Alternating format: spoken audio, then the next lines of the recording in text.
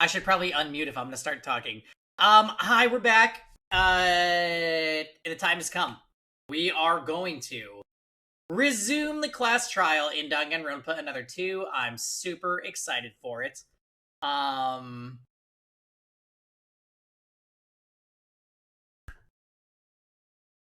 What the heck happened last time? We found the ultimate psychologist dead. In a really brutal fashion, like, in her bed, in a bathing suit, her limbs cut off, frozen to death. I don't really remember who we were suspecting. Am I allowed to do that before Steven gets here? I mean, if he's not here, that's on him, but I'm sure if he really wants to, he can catch the VOD. But yeah, I don't remember a ton about the investigation, so we will probably have to review some of the info bullets, truth bullets, so that we can review what's happening. I'm not really sure who did it. Y'all skipped Catfish on me. It's only fair. I mean, we watched Catfish. You just weren't there. Oh, okay, he's singing tonight. Yeah, I mean, he can catch the VOD then.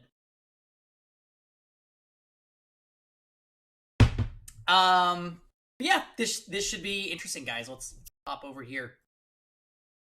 Did the actress and little girl Drawer-chan betray us yet? So I actually think that the actress might be my main sus for this one, Mars. She was obsessed with trying to make the psychologist be friends with them, and she is now dead. So I'm really thinking that it's very possible that it was her. The little girl Drawer-chan, I would be surprised. I would be surprised if it was her.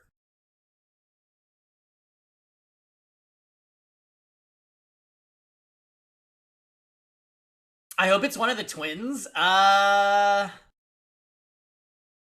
feel like there's gonna be some complex thing with the twins where, like, one of them is on the void side and the other is not. Oh! Sad that they put her on the title screen with us this time. I totally understand why she's dead, though, because she was too much of an intelligence threat to the voids. Like, she pretty much was begging them, please don't kill me. I will mind my own business, just please don't kill me. And she ended up getting killed. So I'm thinking whoever did this was definitely one of the voids. It wouldn't surprise me if at some point,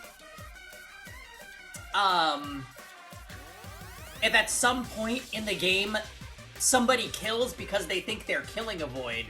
But maybe not, because then that would screw over the rest of the students too. I'm not really sure. So maybe it's just common knowledge that a void is the killer. But anyway, we are going to do as much of the class trial as we can, permitted by my voice. We'll see if my voice gives out. I've got a bunch of cough drops, though. So, like, we'll probably be fine. I just got some more water, too, so we're Gucci. Yeah, this is the one they killed off. I'm kind of sad about it, Mars, because I actually liked this character. She was cool.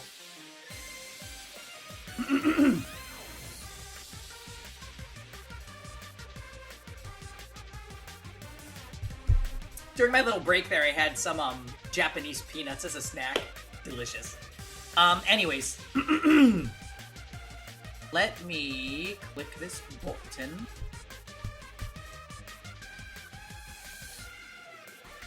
Alright, here we go.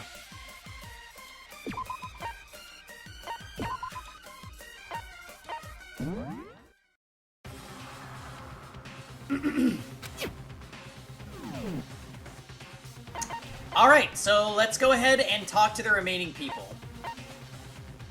This is the one I am most sus of. Kokoro, I will avenge you. Let's go. Class trial. I don't remember, but it's a familiar place. I don't want to go back there. So this guy, he's interesting too. Because he joined the island after they had the first class trial, and they said that 5 of the people in the first class trial were voids. So since he joined after that, he's the only one out of all of them that they know is not a void. So Kokoro was sick in her bed and had to have food delivered for her because she couldn't walk. Because they didn't want somebody to go to Kokoro's room to kill her, they made him go to every back and forth from the kitchen to Kokoro's room to deliver meals. That way he could confirm that nobody would kill her. So he's gonna have a lot of information for this trial, I think, in terms of who was visiting her and when was the last time she was seen alive.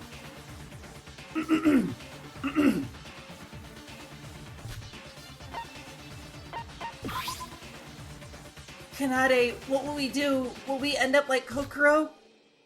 Leave it to me. If I'm with you, so you don't need to be scared, okay? Let's discuss who the culprit is based on our investigation. Oh, by the way, guys, I have a really bad sneaking suspicion about something. And I hope I'm wrong about this.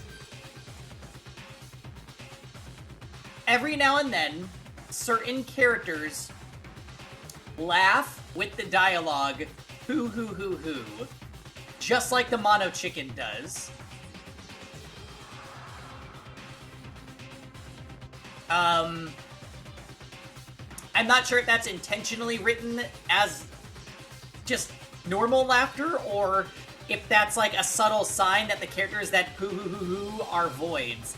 The characters that have done it so far are Setsuka, which is the ultimate billiards chan, really a big fan of her, and Kanade, who we are extremely sus of.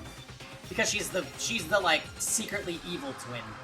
I don't believe it! So I'm hoping that I'm wrong about that. It would be lying if I said I wasn't scared, but we have to do our best. Sora, let's give it our all. There's a lot of shit involved in this case. Siobai didn't even say thank you! Oh right, because she went to go wake him up, since he decided not to investigate for whatever reason. My stomach is shaking, but I have to do it. I have nothing to say, really. Alright.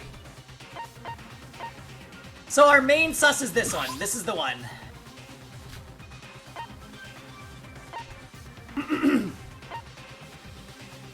Here we go. Here goes nothing.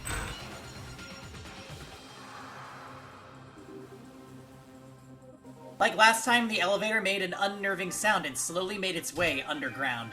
Everyone kept silent, as if we all agreed to. It was like there was now an unspoken rule that the elevator was a place to ready our hearts. The elevator descends as we ponder these thoughts, and it finally arrives at the class trial.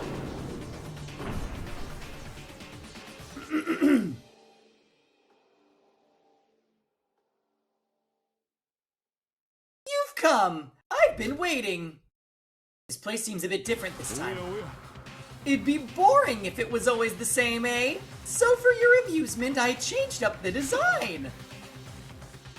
Amusement? Just how in the world is any of this amusing? Well then, please take your place where your name is written. You've done this once, so you all know how it goes, right? Now let's start! A death game with your lives on the line! The second class trial.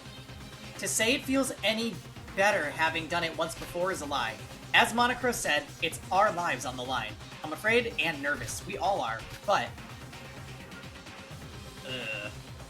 Kokoro would have been much more afraid. Afraid and painful. It was the same with Yuri, and Kokoro was much closer to us than Yuri.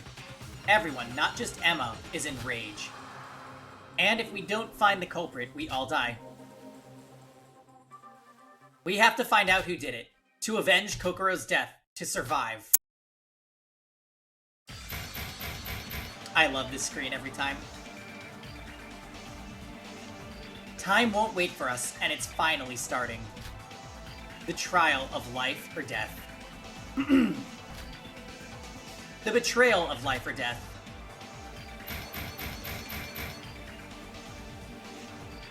The truth of life or death.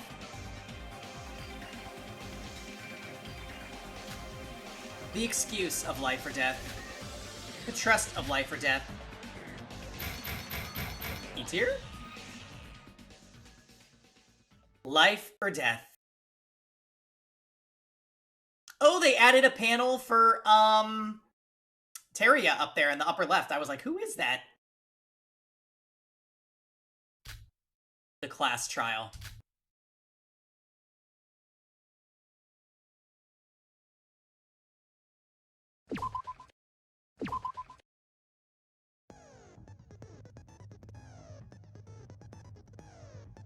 The ocean's gray waves, E-tier. Alright, let's... Do we have skills to equip?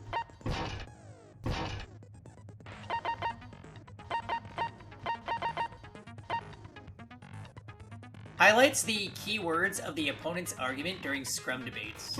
Thank you. Okay. Increase the max number of bullets to 9 and removes the reload delay and yes! Displays a faint image of the correct answer in each panel of the closing argument. Oh no, I don't need that. That's for hanging out with Iroha-chan. Small artist. Let's open the student handbook.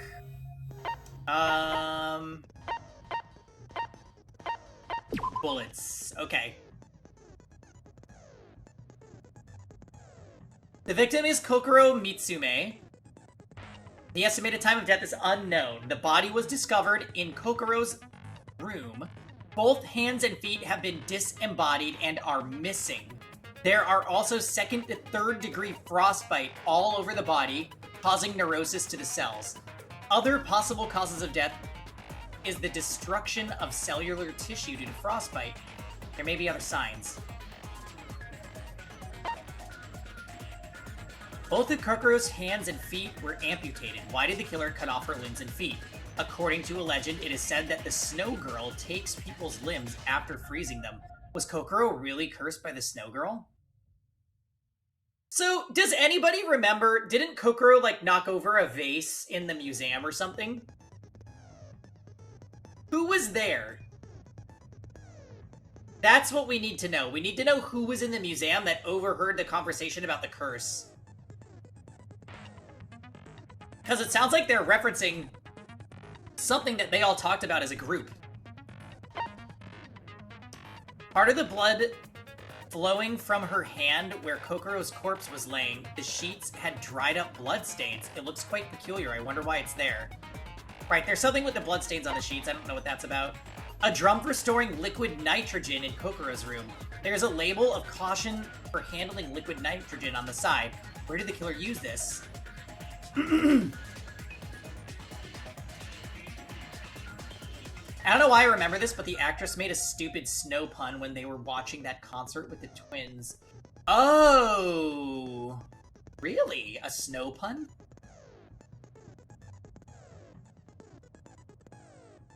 Add it to the list, Mars. This is just making her seem even more sus. Setsuka questioned the liquid nitrogen drum. If Kokoro was frozen using it, shouldn't there be signs in the room indicating that? If Setsuka is right, where was the nitrogen used? Who died? The ultimate psychologist is dead. Bag of dry ice was thrown away in Kokoro's room. It was opened and there is no contents left inside, only an empty bag. It's not only that it's not known what it was used for, but looking at the low room temperature, it was probably used to freeze something, you know, like Kokoro. Yeah, exactly. Kokoro's student handbook. It can only be accessed using a fingerprint. And has an automatic power saving function where it turns off after a certain amount of time. Without the handbook, Kokoro's room could not be opened. Oh my god. That's right! So, they took her handbook from her, and they took her hand so that they could enter her room whenever they wanted. That's the theory that we were going with, and that is really brutally disgusting, by the way.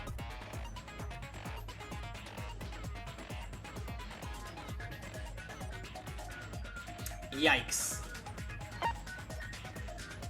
Refrigerator divider. The refrigerator compartment in Kokoro's room felt odd. The fact that it is partly slanted and bloody shows that it was most likely used during the crime. Oh yeah, it might be nothing, but it's just blood. Dying message. A dying message could be found in the refrigerator with small icicles. They were long and short in length, placed at the bottom of the fridge, but the letters F and O are engraved on both sides. F and O? Although it looks like the long icicles are penetrating the short icicle.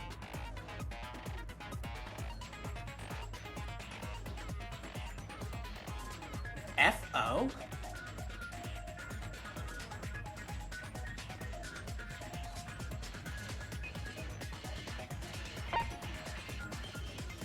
According to Yuki, who brought the dinner the day before, Yuki, Emma, and Teria visited Kokoro, but she did not open the door for them.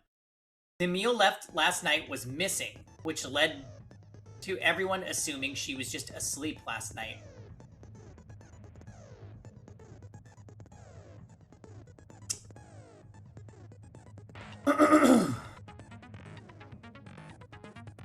Right, I bet you Emma cut off her hands and already has the handbook at that point. We're really going with this. On the day of the murder, Yoriko was the one who brought breakfast and visited Kokoro. She didn't answer, so Yoriko left it at the doorstep and went to the village as usual. The meal remained the same until the body was discovered. Something must have happened to Kokoro during that time. I think it was before then. Siobai seemed confident that he knows the culprit so much that he felt the need to sleep during most of the investigation. It troubles me to see Siobai so relaxed in this situation, but there might be meaning in his words. Maybe we could use his help if he's willing to cooperate. There is a balcony on the monocruise that can be accessed from the 4th floor. Isn't it possible all the doors are locked at night except for that one? Maybe the culprit could have used this to escape the monocruise. On the morning of the incident, Shinji, who was out for his morning jog, saw some clothes on the balcony of the monocruise. Who was doing laundry today? Maybe, something about it isn't right. In the changing room, there is a list that states the inventory of small items. Teria counted them every day. Maybe it was because of the anxiety of the situation. There seemed to be nothing unusual. Apparently, one of the wigs in the dressing room had some strange fragments on it. Where could these have come from? Okay, that I have no idea why there would be snow or whatever that is. Oh boy. Alright, well, we reviewed all the bullets. Let's, I guess, go from there.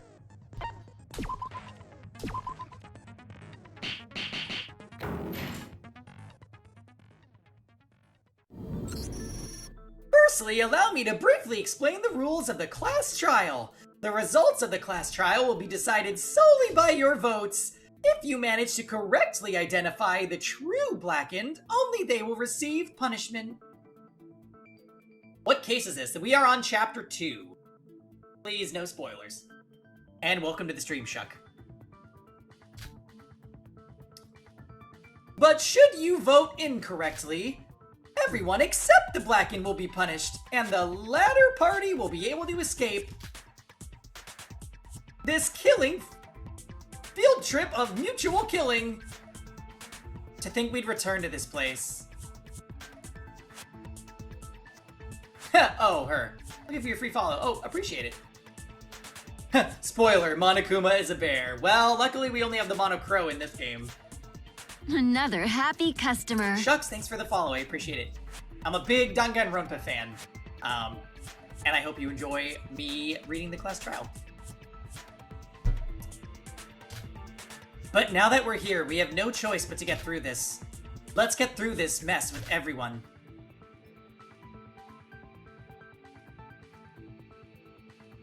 Now then, begin your discussion! We're looking for the person who killed Kokoro. Where should we start? I honestly have no idea. Everyone, there's something I first need to tell you. Oh yeah? What's your favorite Danganronpa game, Shucks? Oddly enough, I think mine might be 1, but I really, really like all the main series. I honestly don't have any clue on what happened at all. 2? Yeah. Oh god, 2's so good. My favorite character in 2 is Fuyuhiko.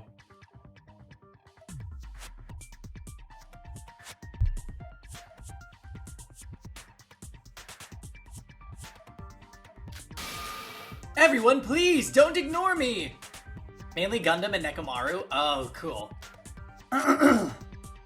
Yeah, 2 has a really quirky cast, but lots of likable dummies in there. Mikado, you got some nerve to speak up to us right now. Is it just me, or is my identity slowly fading out of existence? I said this before, and I must repeat myself since it's only getting worse. Yeah, he's got that whole fixation with talking about shit, but I guess that's part of his charm? You can ignore me all you want in everyday life, but you have to listen to me during trials. I, for one, did my fair share of investigating, and I would love to help solve this case with you guys. Got some nerve, eh? I agree that we need to listen to Mikado. Are you sure?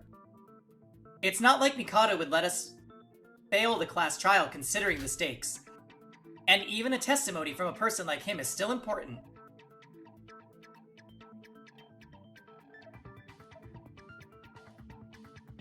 Yeah, see, I never actually watched the Danganronpa anime. I don't know why. I just wasn't interested for whatever reason. I probably should at some point, just because there's gonna be a point where I just want more content with the characters from it. But right now, I'm pretty sustained on like fan Danganronpa games like this, and paying close attention, keeping close tabs on Project Eden's Garden. Ah, what a woman you are, Sora!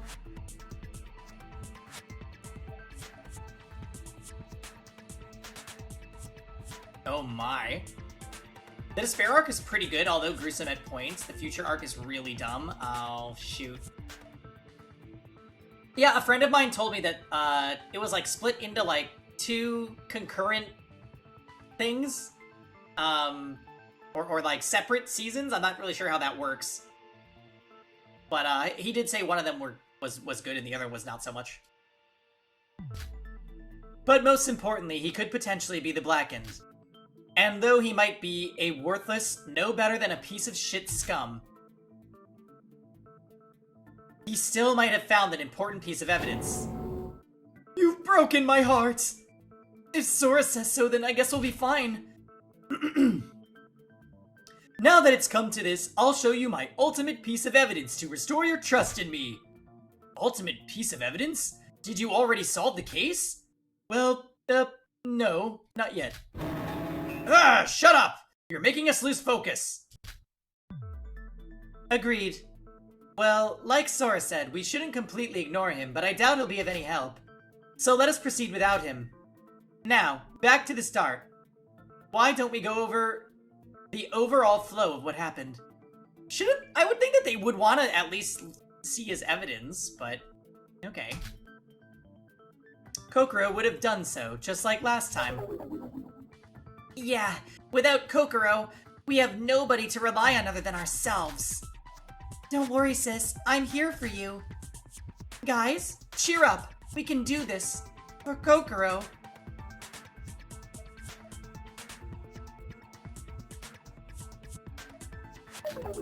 Oh my. Alrighty, then the summary of the case. I mean, it's easier said than done. How should we do this? Let's first talk about the situation just before discovering Kokoro's body. Summary of the case, just like last time. We don't have a clue on who's the culprit, but we should find the solution if we work together. Alright.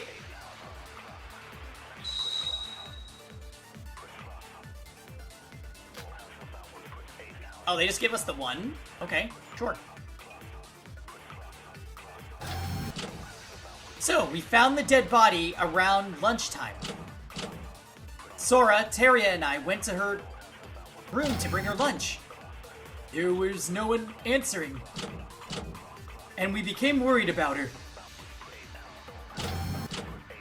And then I heard the commotion and joined you. So I called Monocro to open the door. And when I entered, Kokoro was found dead. That would mean that Kokoro died around lunchtime. That's definitely where we're disagreeing. We should talk about our alibis during that time. The Monocro file said something about Kokoro's body. I had many other suspicious details as well. Let's discuss this with that in mind. Who was Kokoro? Kokoro was the ultimate psychologist.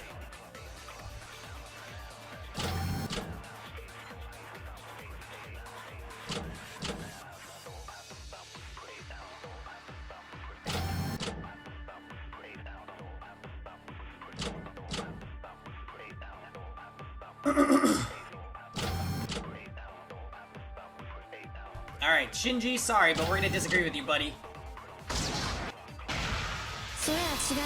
No, that's wrong!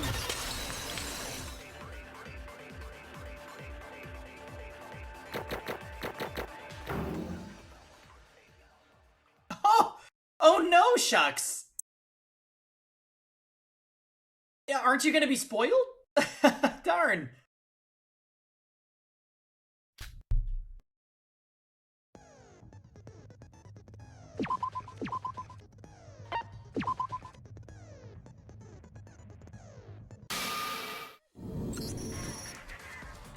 And no, Shinji, we can't be sure of that.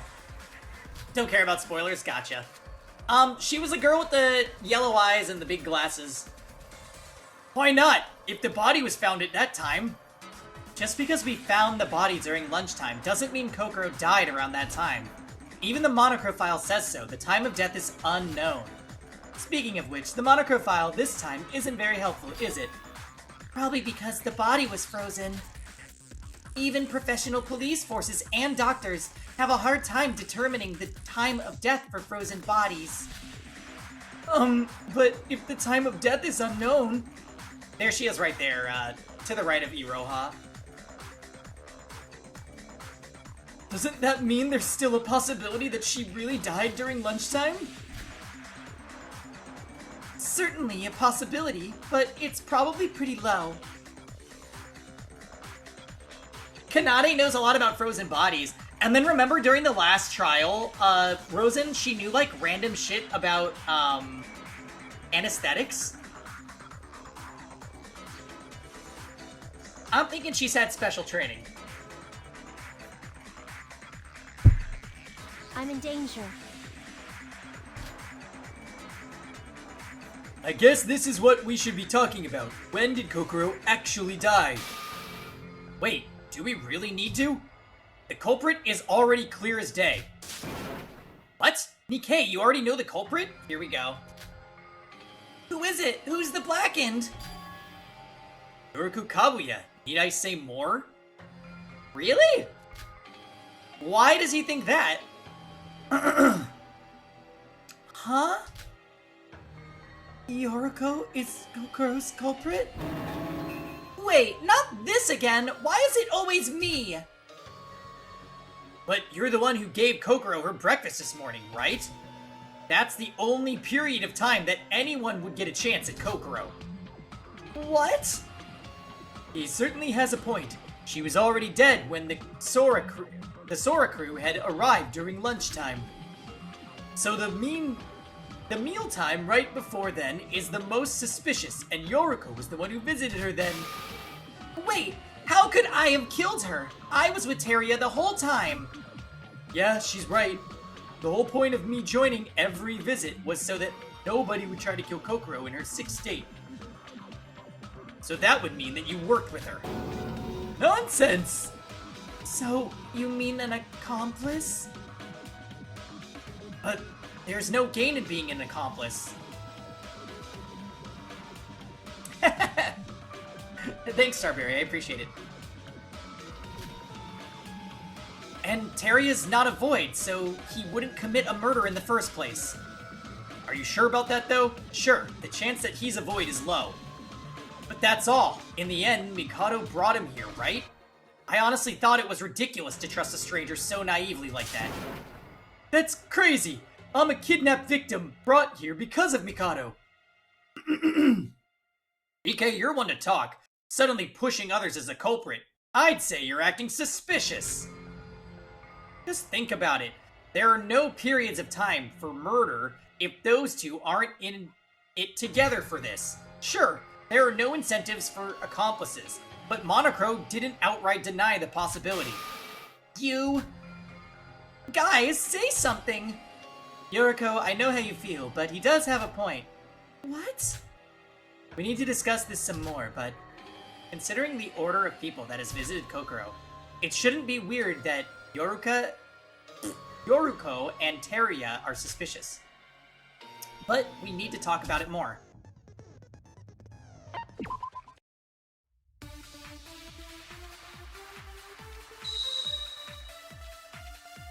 Non-stop debate. Yoruko's account. Oh, yeah.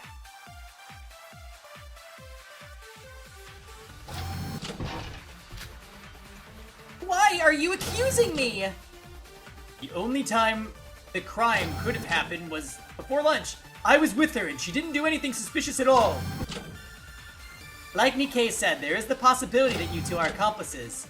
Kokoro ate all her meals until last night. And the body was found at lunch. So if something happened to Kokoro, it would have been during this morning. But those two don't have alibis and there's nobody more suspicious than them. Are Teria and Yoriko really the culprit? I need to present evidence to show their innocence.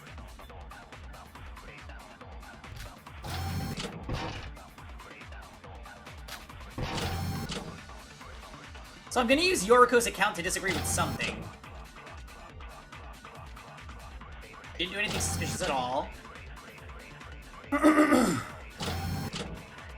Okay, yep, ate all of her meals. So I guess we'll disagree with Nikkei.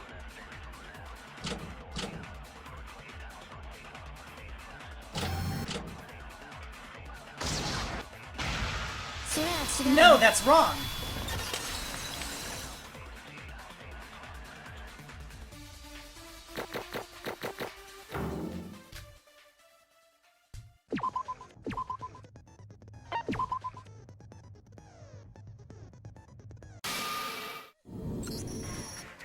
If we're talking about alibis, I have one, Nikkei. Sora?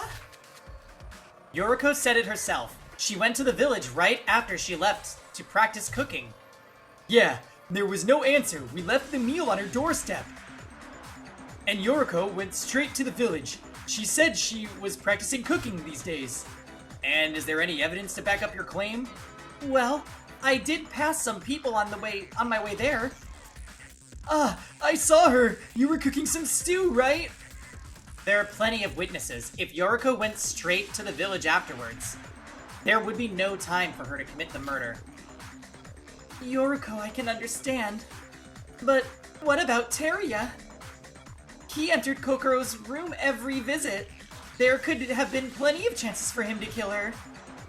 Kokoro said she'd open the door only when 2 or more people came to visit her. Is Steven here? So I guess Steven's singing at a event tonight, so unfortunately no. Thus, under normal circumstances, if anyone entered Kokoro's room to kill her, then we're dealing with more than one culprit. Oh. How's my throat? It's doing okay so far. It doesn't hurt, it's just like lots of mucus, so I keep having to clear it.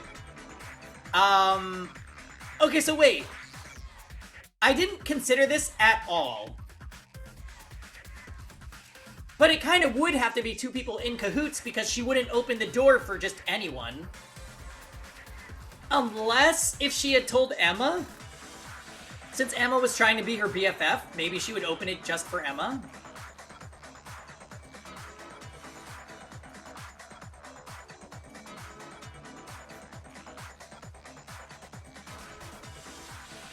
Either that or it could be the twins. Although I really don't think so.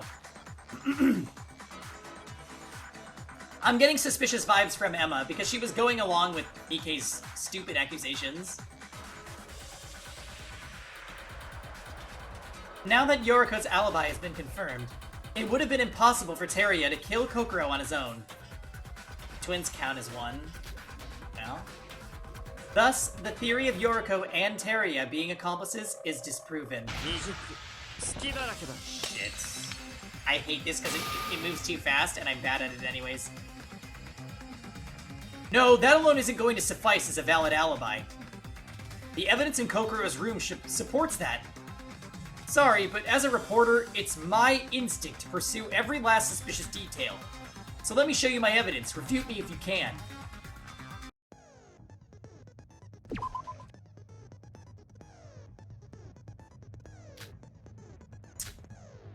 Okay. Shoot down the argument with the bow you're given. Right, I was really bad at this. Use the directional keys to change lanes. And use the selection button Z to fire. Okay. Up. The words that appear will only show for 1 to 3 seconds. Pardon-moi. Fail to hit them within that time and you will lose health and score. Conversely, by shooting down your opponent's words, it will drain their health. To advance the game, you will need to have more health than your opponent. Like in non-stop debates, your opponent will have a weak argument. Press shift to switch arrows. You'll have to hit that weak point with a refutation arrow. Shift! Shift. Shift. Press S to equip your refutation arrow. Of course, refutation arrows aren't equipped by default, so you'll have to do that by yourself. Okay. Use shift to switch through refutation arrows and then S to equip it. Ugh. Okay. Be aware, shooting weak points with normal arrows will not work. You'll lose progress. Okay, got it.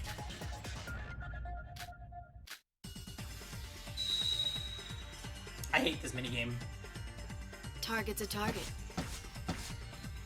Setsuka's account.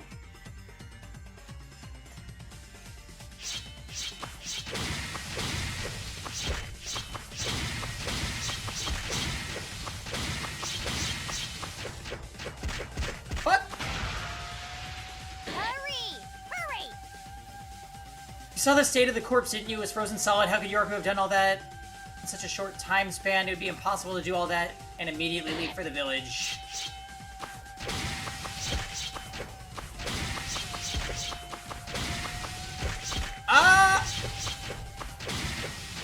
This one is really hard. If Yoriko was capable of murder, she'd have to immediately blank after the crime.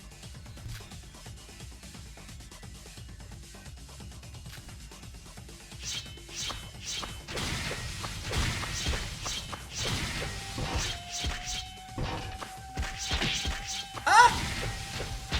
This minigame sucks, honestly. It like doesn't respond quickly, so if I'm trying to switch between the things, it doesn't go well. My goodness, how awful!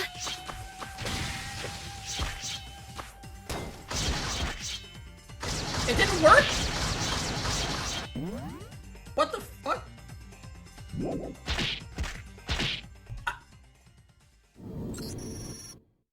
Alright, this... Yeah, this game really sucks. I remember hating this during the first trial, too.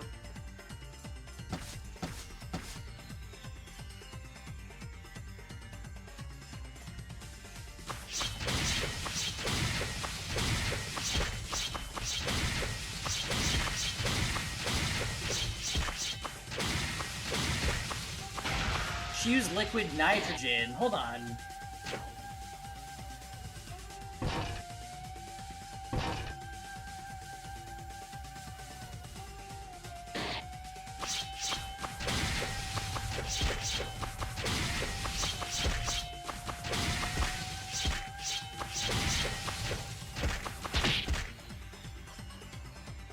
Yoriko was capable of murder. I don't even know what the things I'm using are. This is... ugh.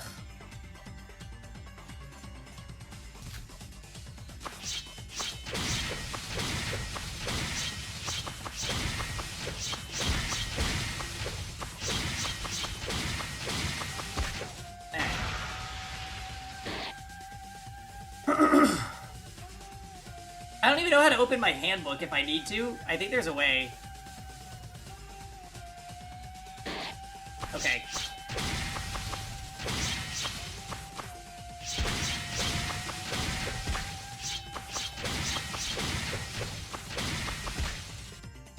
What the fuck?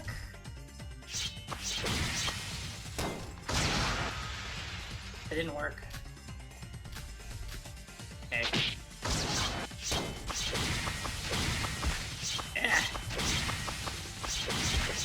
Please respond. Oh, hate. I need to make him say the thing about, like... There was another point to disagree with. I think it was after this.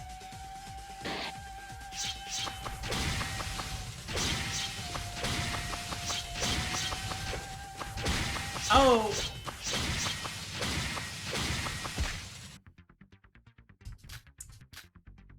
Ugh.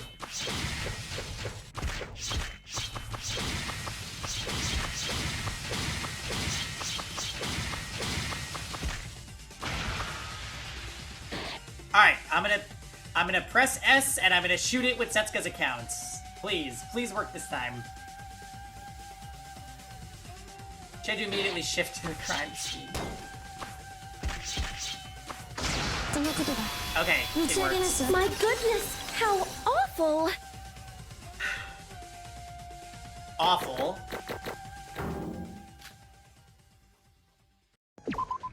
Well, we're past it. At least you're not really you're not really penalized for it, so whatever.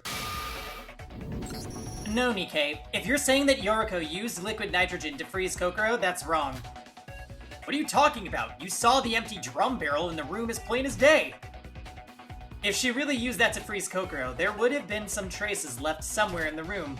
However, there were no traces of that. Kokoro's corpse was the only thing that was frozen. Right, Setsuka? Yep. No traces mean that the liquid nitrogen was probably never used. Maybe she could have frozen Coco in some other room before bringing her back in? That'd have taken a significant amount of time. Nikkei's proposition was that the crime should have been done in a short time. If Yoriko, our supposed murderer, had taken the body like that, it wouldn't explain how she was able to arrive at the village that early. So Yoriko and Teria are innocent? I've been telling you that from the start. I know that from a time standpoint we're suspicious, but Nikkei, aren't you being a bit too harsh? Hey, what's with that attitude? You got a problem, Nikkei? Now, let's stop the fighting. Now that our suspicion on Teria and Yoriko is cleared, let's get back to the case. I wonder what that liquid nitrogen was used for then. It wasn't used for freezing, but it was probably used by the culprit or something, right?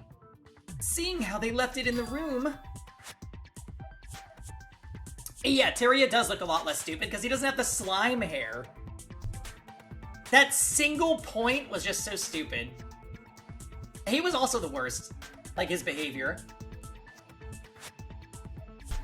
No, that's probably a red herring. A red herring? The drum barrel had a label written liquid nitrogen on it. I'm saying that they probably just stuck that label on it on an empty barrel. The barrel was not for carrying liquid nitrogen anyways. The angle of the label was suspicious as well. Wait, then how did Kokoro get frozen? It must be the Ice Woman's curse after all! There's no way that person would suddenly freeze! Of course it's not because of the curse, but how did Kokoro's hand freeze? There was definitely something used to freeze her in that room, and that is... Shit, flashback anagram.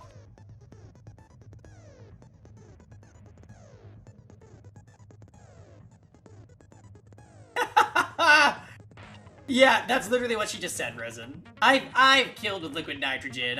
This is not how it's done. Mix and match the cards. Remember the details from previous events. Pick the cards in the correct order. Yeah, these minigames are something. When the game begins, a variety of cards will be shown. The cards will only be shown for 5 seconds, and this time you should try to remember where each card is located. Once the cards are hidden, you will be given a few letters at the bottom of your screen. The objective is to find the missing letters that were displayed on the cards. Match 2 cards with the same letters to punch in your answer. If the 2 cards you pick are the same... Okay. No, it's not in Korean for this game. Thank God that was the worst in Danganronpa, another one.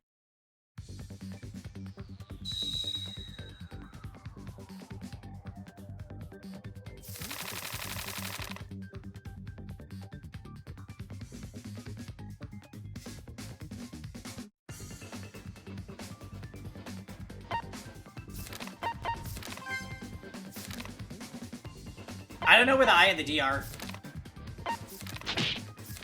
Shit.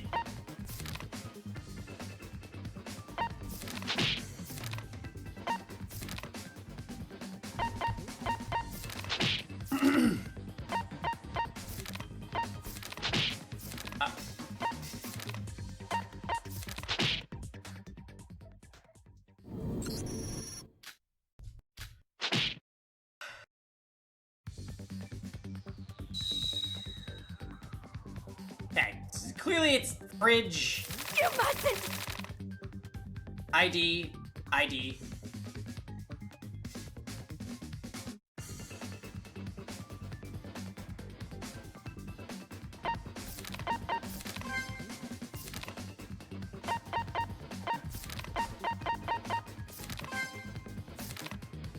Oh shit, I don't know where the G and the E are.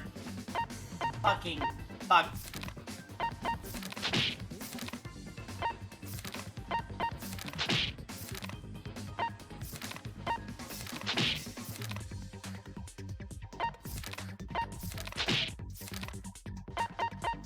Where is the fridge? Ah! Oh wait, there's one.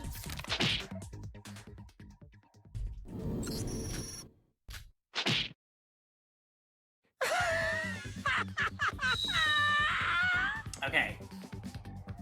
The F and the R are My on the goodness, top row. how ID, awful. ID, GE, GE.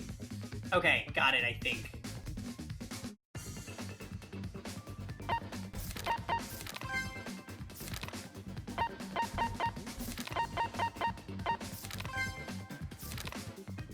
I forgot.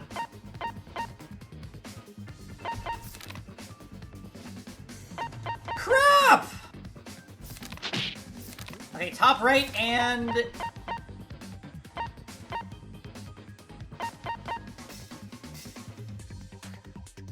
Oh, diagonal, that's right. Thank you, Mars. Seesaw, homicide, magic circle.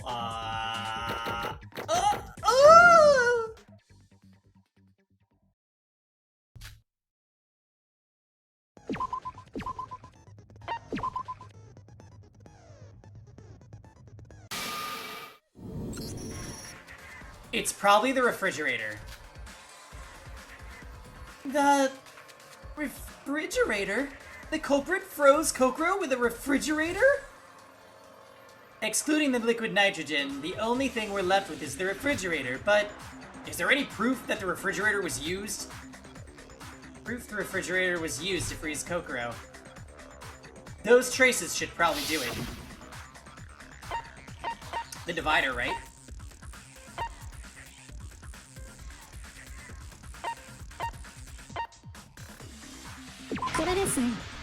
I see.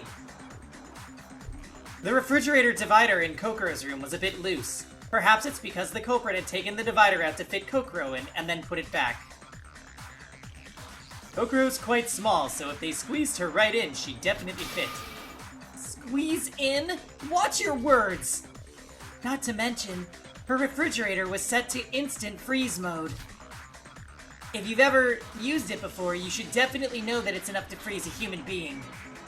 Wait, even if it was set to instant freeze, freezing some leftovers and a whole human are completely different. The monocrophile says she was frozen to the point that her cells suffered from necrosis. If she was frozen that badly, that means the culprit left her in for at least a whole day. Huh? Wait, that means Kokoro had to be in there since yesterday lunchtime. Yuki, when you were there with me and Teruya delivering Kokoro her meal, there was no answer, right? Yeah, but Kokoro said that the dinner was gone that night. Or Yoriko said. That doesn't make sense. Maybe Ruko is lying. Why would I lie about something like that? If your refrigerator theory is correct, that means Kokoro should have been inside the fridge last supper. If Yoriko's the culprit... Wait, Yoriko never visited Kokoro yesterday. She never had a chance to enter her room. Then who delivered the breakfast yesterday? Me, Iroha, and Teruya. And you spoke? Oh, and you spoke to Kokoro? Yup, we chatted for a little while. Kokoro even wrote LOL on her iPad. It was such a lovely time. That means she was alive, at least until then. Who was there for lunch? Me, Hinade, Shinji, and Mr. Teruya. And did you guys meet Kokoro? Of course, she complained about 4 people being too many. Wait, it's getting a bit too complicated. Can someone summarize it up? Roro, can you get me a piece of paper from the sketchbook? Okay. Oh, Jesus. Oh!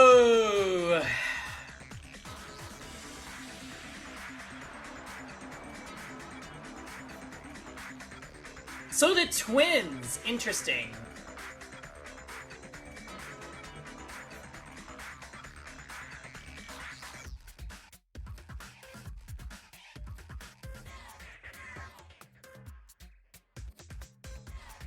Is this a color wheel explanation? No. Well, Sus-chan is there at Dinner Gone.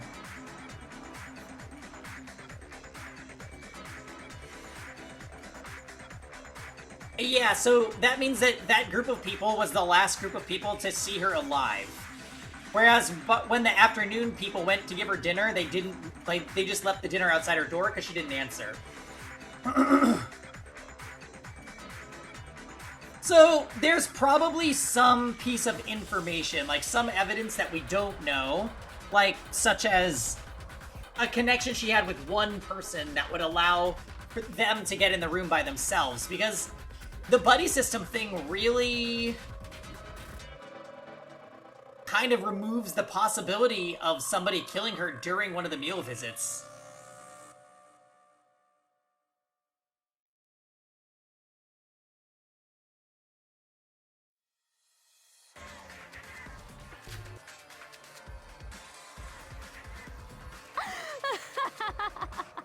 If we summarize what we talked about, this is our result. Setsuka, your drawing is adorable, and you drew such a good summary. I hereby name you the Taking Notes Master. Setsuka, you're good at studying, right? Enough with this drawing, and let's think about the flow of the case with this. Why did Billiards-chan suddenly stop caring to check? What do you mean?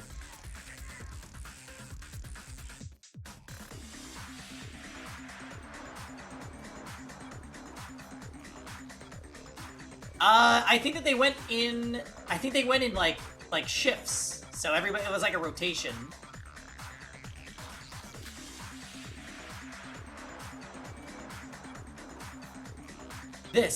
If we simply think about this, Kokoro didn't answer since yesterday night. This means something definitely happened then. Does this mean the visitors right before then? Shinji, Teria, and the twins all together are the culprits? What? Why are we the culprit? I doubt that 4 people were accomplices. Especially when the chances of there being even one accomplice is close to 0. But according to Yuki, something must have killed Kokoro after lunch and before supper yesterday. Wait, that's impossible, I told you. It's impossible to enter Kokoro's room when it's not mealtime. That's a rule Kokoro decided herself.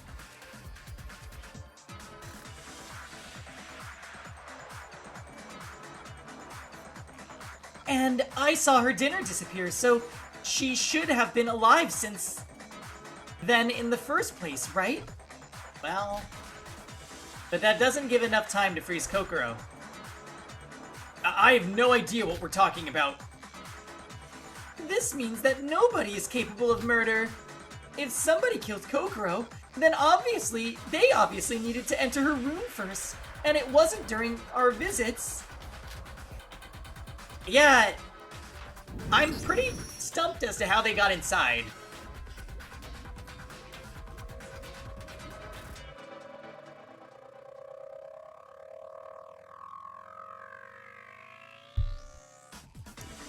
I think the refrigerator is the root of this problem. Maybe the culprit didn't use the fridge after all. No, considering the liquid nitrogen was just a red herring. There is no other way the culprit could possibly have frozen Kokoro. There's other clues. There's no other clues, none at all. And we could have only entered her room during mealtime.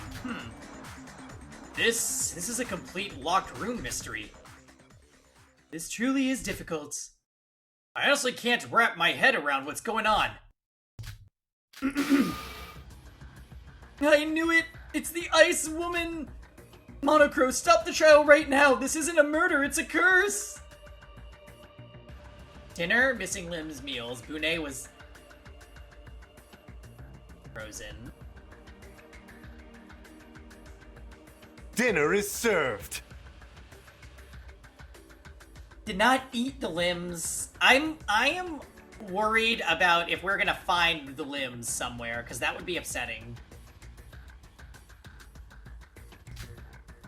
And the class trial? I don't mind at all, but I assume that means you've given up on finding the culprit.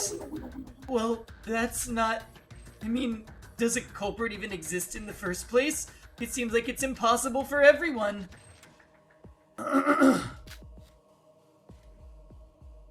Yeah, I think he just had... He said he had stuff to take care of Gisuan, so... I'm sure he'll catch up with us eventually. Is there any clue pointing towards the culprit?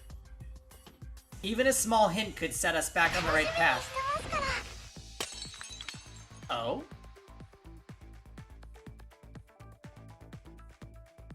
There is a culprit. This is a case where if you think about the method first, it becomes more difficult. Then how about we break this thought process by figuring out the culprit first?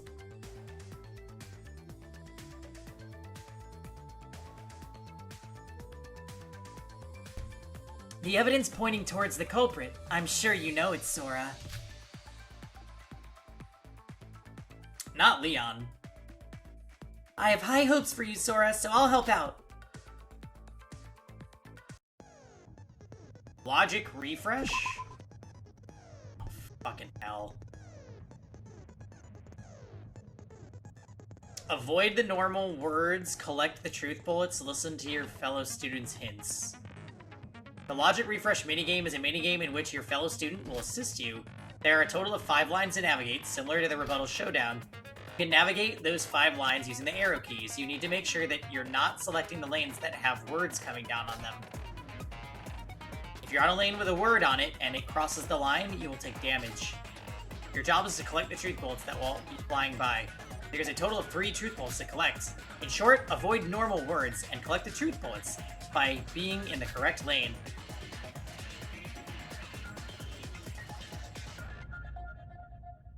After completing this phase, you will be shown the 3 truth bullets you collected. Select the collect truth bullet that confirms your fellow student's argument. With this, you'll be one step closer to the truth.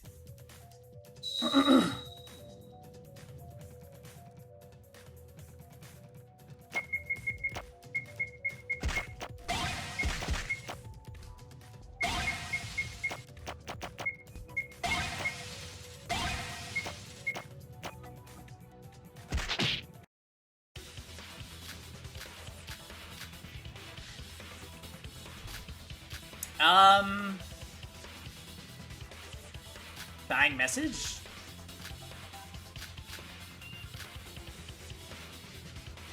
I didn't read what she was saying because it was going by really fast.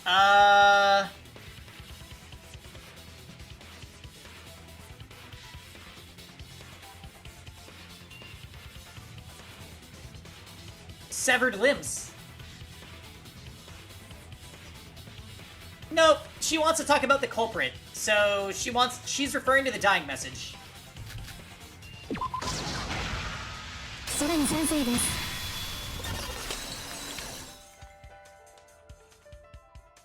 I agree with that.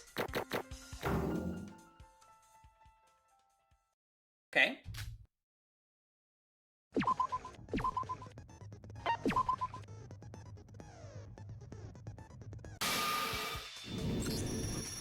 That's it. The dying message.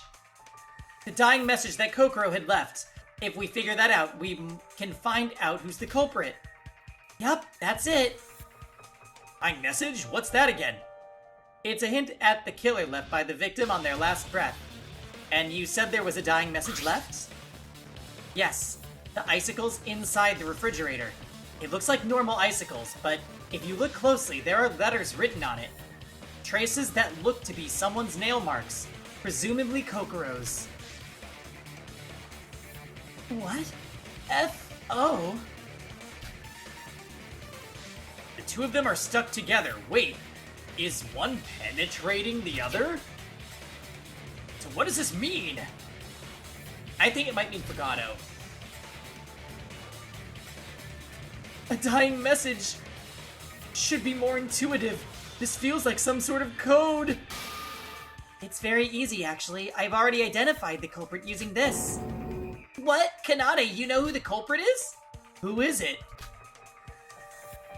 And that I am going to explain right now with this dying message. But we don't know what it means. Kanade, we are inclined to hear your explanation. Of course. If we point out the culprit, then find out the trick they used, it'll be much easier. Now, this icicle, it looks like they're randomly placed, but there are exactly 8 of them.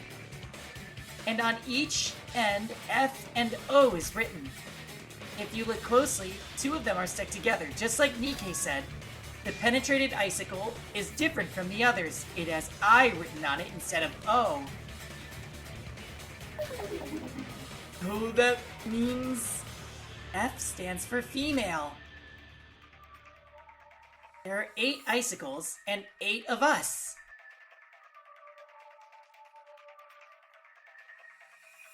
Oh. O stands for others. So I literally stands for I, as in myself, right? Yep. Looks like you've got at least a pretty smart brain there, Yuki. One of the 7 O's is penetrating the I. Considering that it was Kokoro who made this, we can interpret this message as us. One of the 7 girls killed me. Whoa, so the culprit's a female? Wait, this alone doesn't prove that pinpoint the culprit at all. All we can get from this is that the killer's a girl. Well, we can take this one step further to deduce the killer's identity as well. What do you mean? Look carefully at the icicles. They all seem similar, but the I icicle that penetrated the O icicle, the killer's icicle, is significantly longer than the others. Keeping up with the theory that these icicles represent us girls, the lengths of these icicles are probably analogous to our heights. Someone please summarize for me. She's saying the tallest girl killed her. Wouldn't that be Setsuka? Are you proposing this? The tallest out of all the girls is the killer. Huh? That's what the dying message means?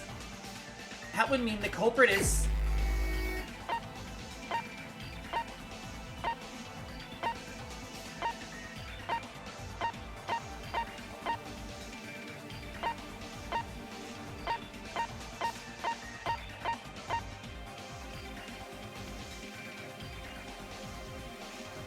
I hope that it's not trying to say Setsuka.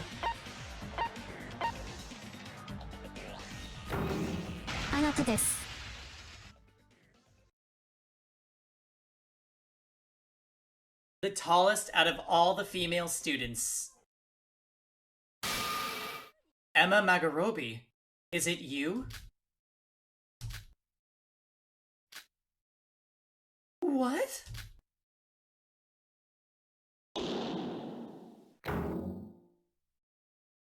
Already at the suspend point?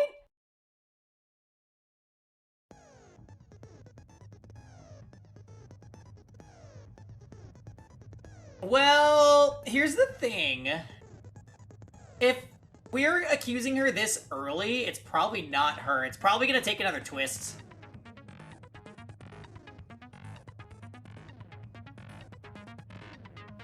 Let's think on that, while I run to the bathroom. Be right back.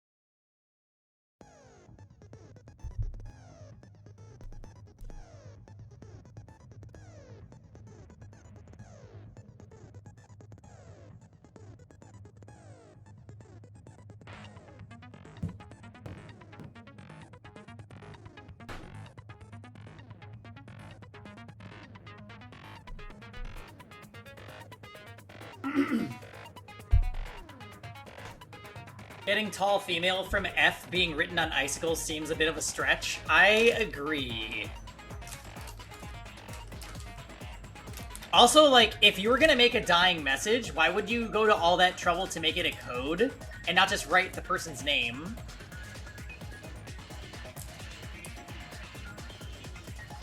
Yeah, I'm having from Hall.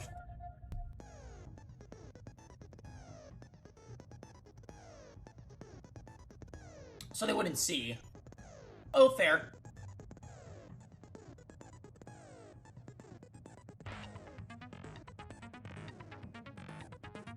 Let's get some Ludens. What is a Luden?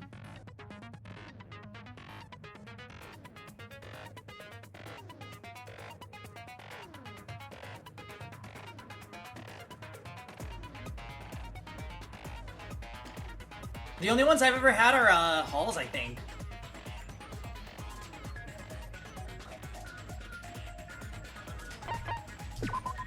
Alright, here we go.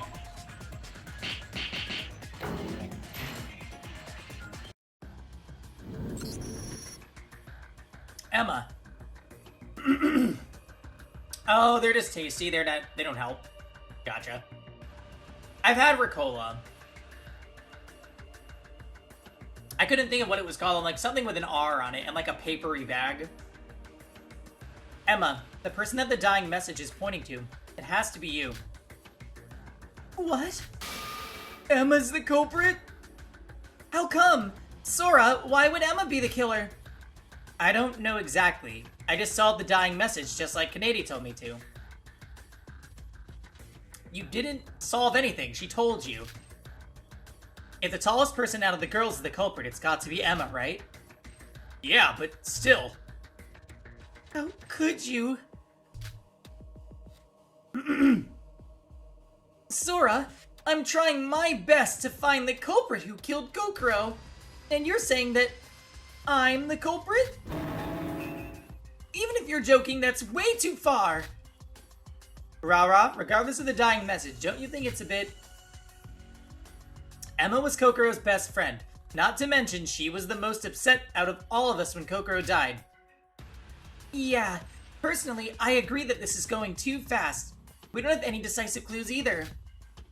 Maybe our interpretation of the dying message was just wrong. You all a bunch of idiots. What'd you say? My interpretation is sound as can be. Once we assume that Emma's the culprit, all the mysteries will now make sense. How dare you? Why would you think that I'm...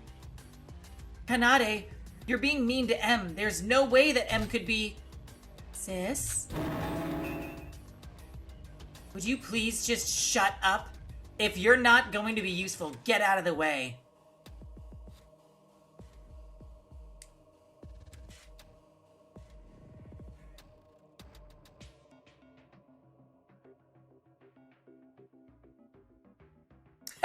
We've spent too long on Chapter 2.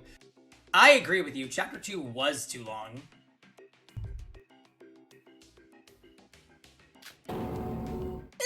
Kanade? It seems to me that Miss Kanade has already solved the case.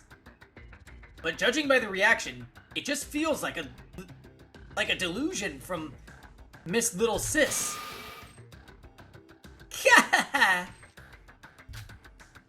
Delusion? Foo-foo. There it is. There it is, the foo-foo-foo. I'm sorry, it wasn't poo, it was foo-foo-foo.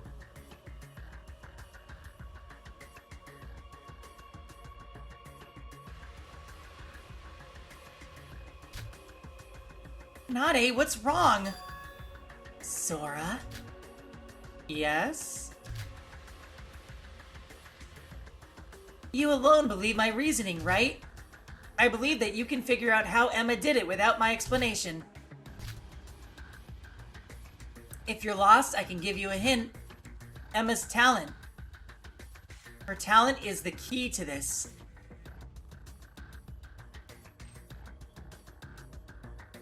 Oh.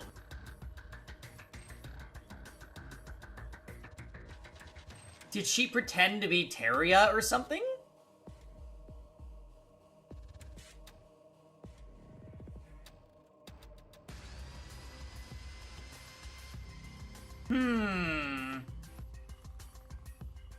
She's the actress. Emma's talent? Let's try out Kanade's suggestion. Instead of solving the method to deduce the culprit, let's first pinpoint the culprit and then solve how they did it. Alright, let's focus. God damn it.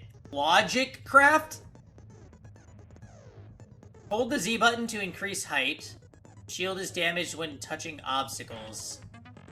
Okay. When a minigame starts, My goodness, blocks how awful! will fly at you from the right This side, is just and you have to make sure to perfect. dodge them. The player can ascend by holding the Z key. When the Z key is released, you automatically will descend. When colliding with a block, damage is taken from the shield gauge. Ouch.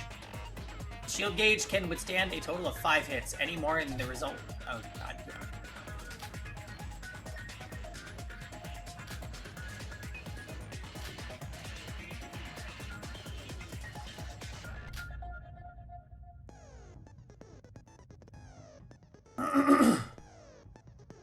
You have 7 seconds to read the question and answer it.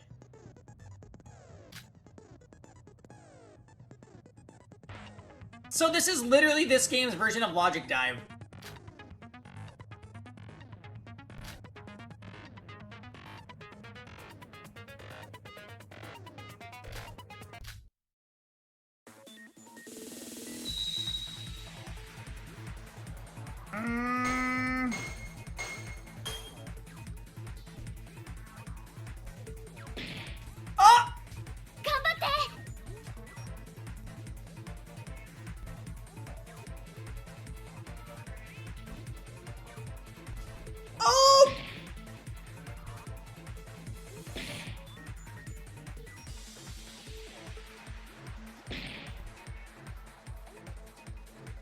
My goodness, how awful! I'm dead. Learn from losing. No!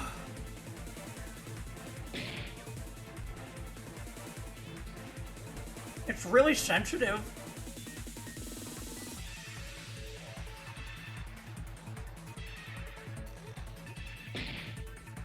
It's like I'm playing Celeste or some shit. But with, like, bad controls. Up! No! It's so hard! Okay, wait, we made it. Ultimate talent. Face actress, duh.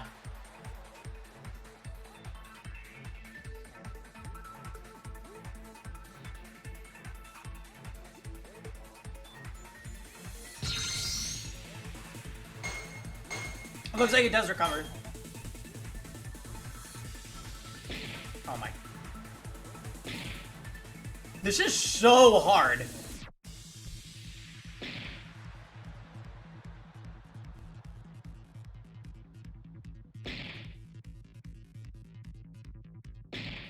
Oh!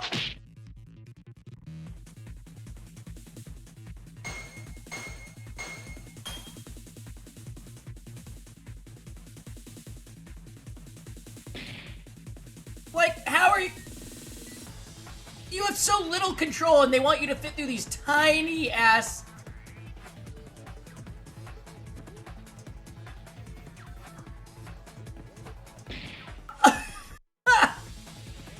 Oh my god.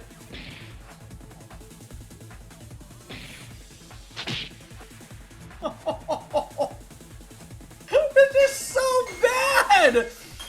Oh, this is easily the worst.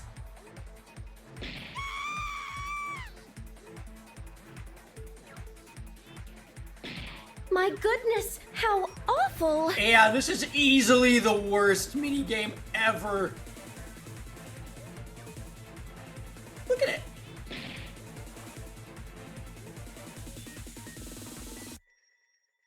Ah!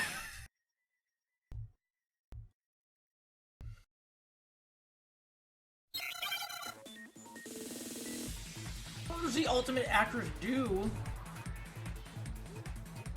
Okay. What is this?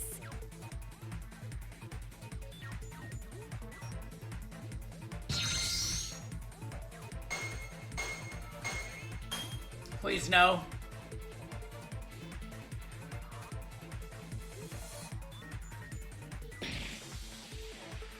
The audacity.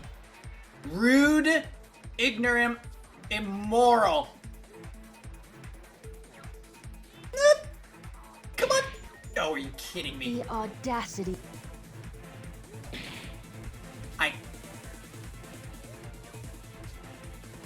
Rude, ignorant, immoral. Please, yes! Hi, Blackbird. Which of the following would be possible? I'll make you taste despair. This, guys, is another person. At least there's iframes. Yeah, after I get hit. After I wang my head.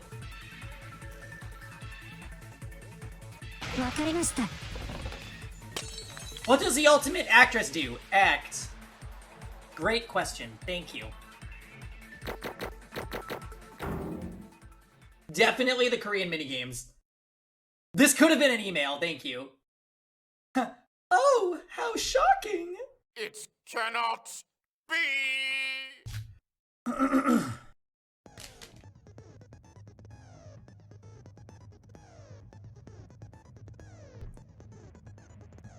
Yeah, that was a lazy question.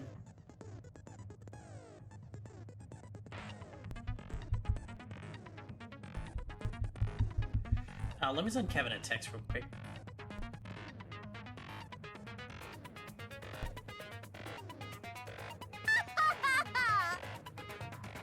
The investigation and this trial together is about to be shorter than the free time. You are correct. Well, I'm really not looking forward to ever having to do that again.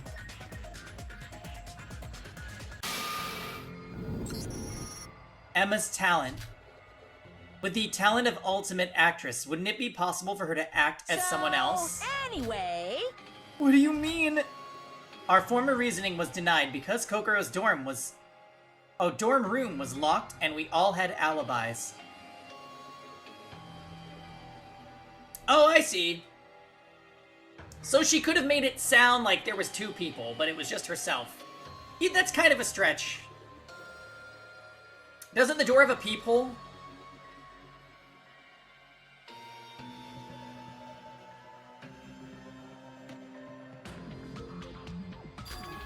But what if Kokoro we met was in fact not the actual Kokoro?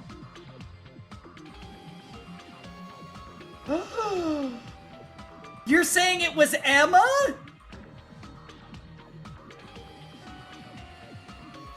Oh my goodness! What?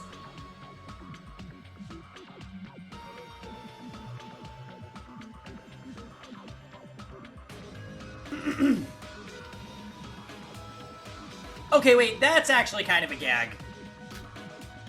What? What if Emma was disguised as Kokoro? And what if Kokoro was already dead? Then it would be possible. That's... You mean the Kokoro we met was actually Emma? But... Yeah, she would have been dead for a long time. Sora, are you judging me because of my ultimate talent? No, it's not like that. Not only accusing me of murdering my friend, but also judging me because of my talent? Calm down, Emmy. I know how you feel, but... How can I calm down after hearing that? I just want to avenge Kokoro! So I tried my best, but... No, I didn't mean to... Sora, I think you've gone way too far. I'm sorry, but I don't think Emma's the killer. Sorry, Sora. Let's think again. Maybe Kanade made a mistake. This is too rough on Emma.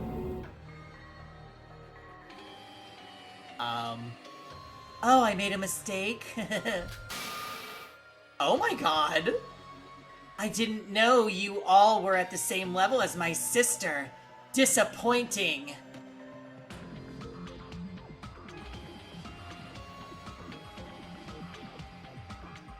I don't like her.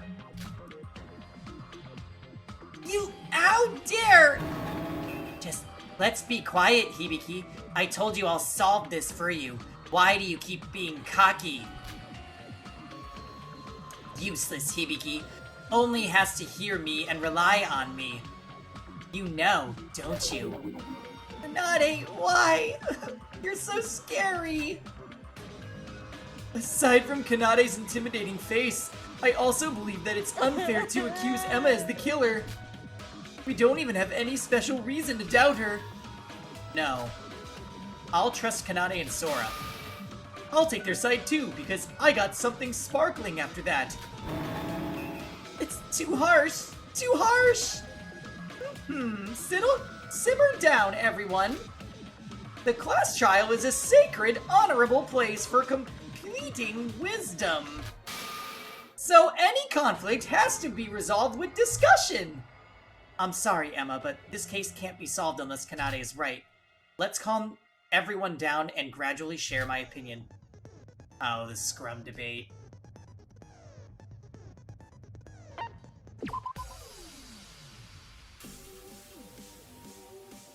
My goodness, how awful! So many minigames. I feel like they might have made the plot too obvious on this one. Because we kind of already knew. Do I actually like any of these? No. And I never do in Danganronpa.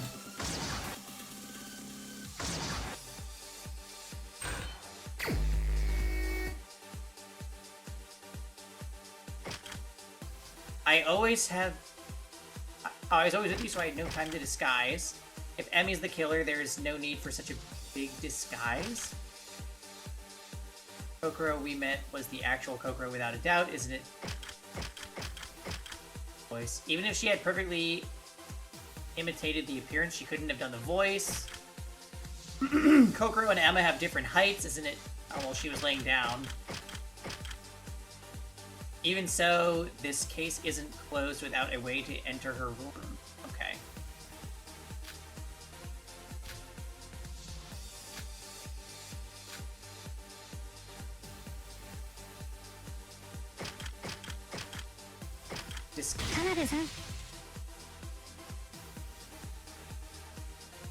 And that's why you had to use a disguise. Got it. Kokoro we met was actually Kokoro without a doubt. To act is her talent, isn't it? Okay. If she had perfectly intimidated... Oh, got it. Kokoro didn't use her voice because of the disease, that's no problem. Different heights. Kokoro didn't even get out of her bed. We had no chance to check her height. Even so, this case isn't closed without a way to enter her dorm room. There may be another way to access the dorm room we haven't discovered yet. Yeah, the balcony.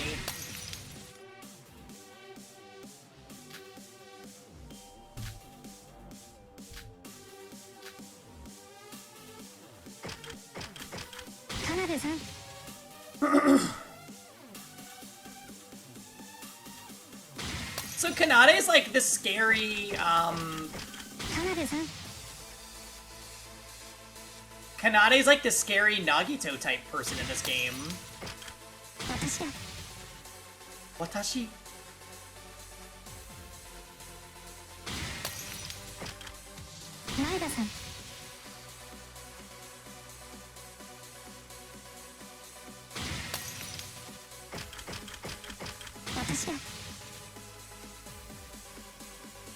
Hey.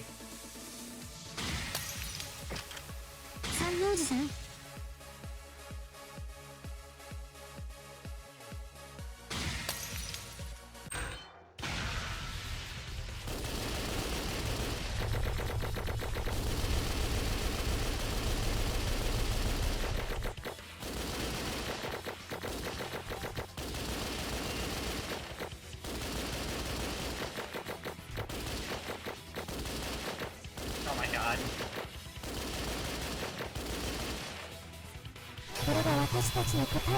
This is, yeah, this one is inoffensive, because it's pretty much the same as it is in Danganronpa V3. The only downside to it is the messages scroll really fast, so I can't really read them aloud to you guys. In Danganronpa V3, which is fully voice acted, they just read what they're saying. It makes the game a lot easier. It's harder to like read what they have, and then read their word, and then look at your words, and then read what they're saying. It's just a lot. It really makes me appreciate that Danganronpa class trials are fully voice acted in the main games. Okay. Anyway, this would be a little disappointing if we're right about Emma, because we kind of figured that out quickly. But it is possible that there's going to be another twist.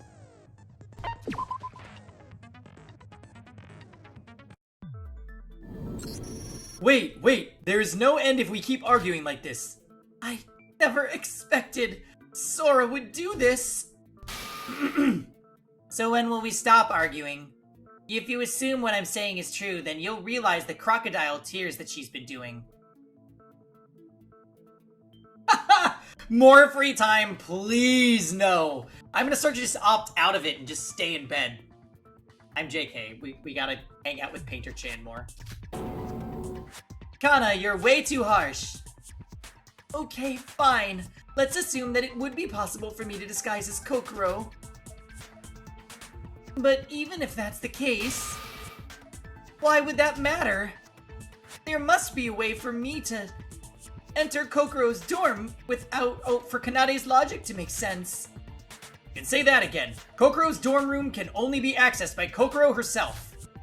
Whether disguised or not, nobody but Kokoro could open the dorm room without her opening it. This is what we talked about at the beginning, right? Yes. In this case, the biggest problem is the method of entering Kokoro's room. Whatever trick the killer used, he or she had to have entered Kokoro's room before murdering her. There were only 3 chances for us to enter her room. You mean during mealtime, don't you? See this? We're going in circles. It's no use to discuss the disguise in the first place. What are you talking about, everyone? We definitely had the chance. When we entered Kokoro's dorm room without ever asking for her permission. You mean when we entered her room without being invited in? Kanade seems to know something. I should listen to her more. What is she gonna say? Monochrome let them in?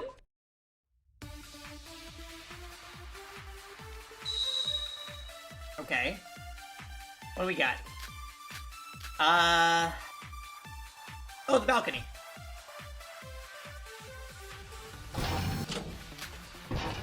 What do you mean we entered Kokoro's dorm room? We definitely did after our performance when she fell down suddenly. At this time, we used her student handbook to open the door. Right, we used her fingerprints to open the door. But Kokoro was still alive at that moment. There's no meaning of entering the room. What if somebody took her student handbook there in the middle of the day or something? I couldn't read what that said. You could enter the dorm room without hindrance. Are you referring to me? Okay, let's try to read that.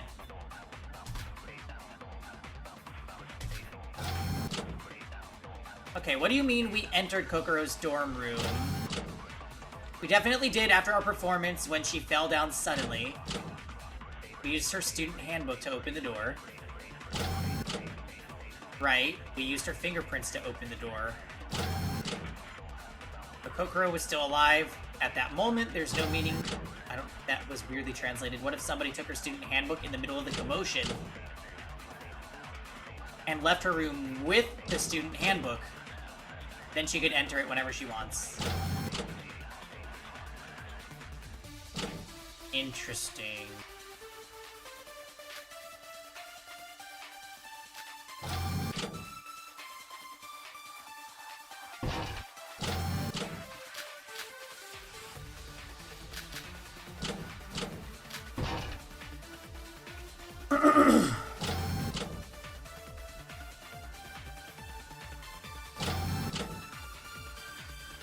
Do we disagree with Kanade? That doesn't seem right.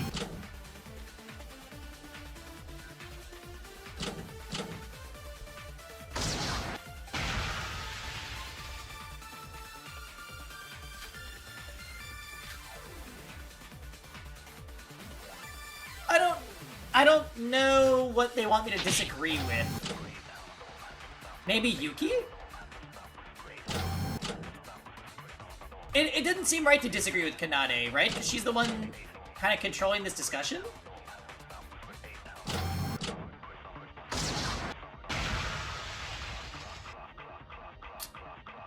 Can I look at my handbook?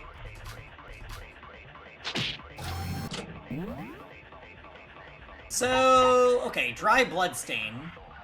That probably has nothing to do with what we're talking about. Kokoro's handbook. Kokoro's student handbook, it can only be accessed by, using a fingerprint and has an automatic power saving function.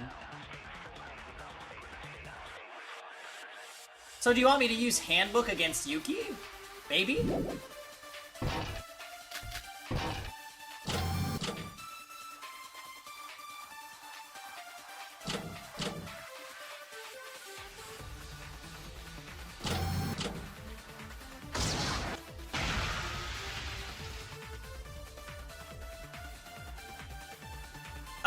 Also, even if you pick it up, you can't use it later because it turns off. So we are disagreeing with Kanade then. Yeah, okay, that makes sense. That makes sense. Good thinking, Heavy.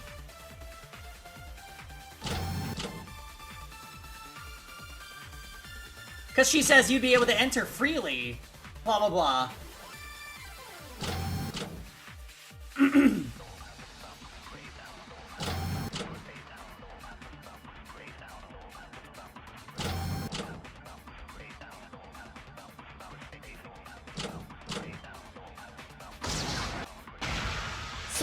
No, that's wrong.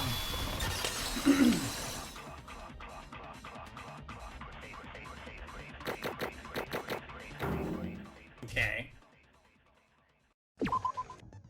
I kind of don't like that it makes you save after every minigame, too. It kind of, like, breaks up the pace of the trial a little bit, don't you think?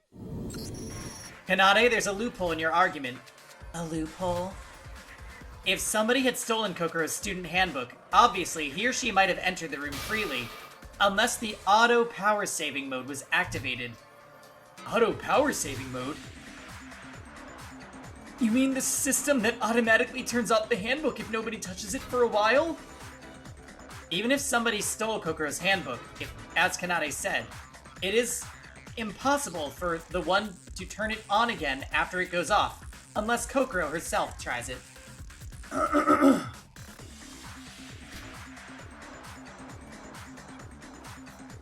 How about touching it constantly so that the power does not go off? That is impossible. You can't manipulate other student handbooks with your hands. While the power saving system is active, it shares the same recognition algorithm with turning on. It only reacts to the owner's fingerprints. What do you mean? Don't say complicated words.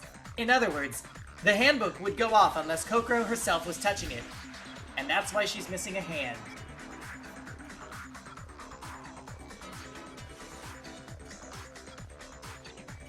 As everyone else has explained, Kanade, your reasoning doesn't make sense due to this problem.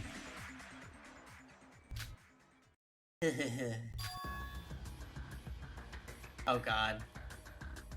This bitch is seriously, like, unhinged.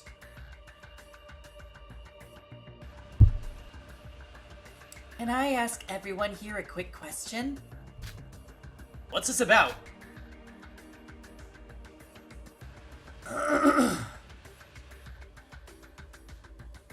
Iroha has constantly insisted that this case is because of the curse of the Snow Girl, right? Yeah, so? Why would you believe such a thing in the first place? Because the Snow Girl is known to freeze the ones she hates and take their hands and feet. And Kokoro died in the exact same way, didn't she?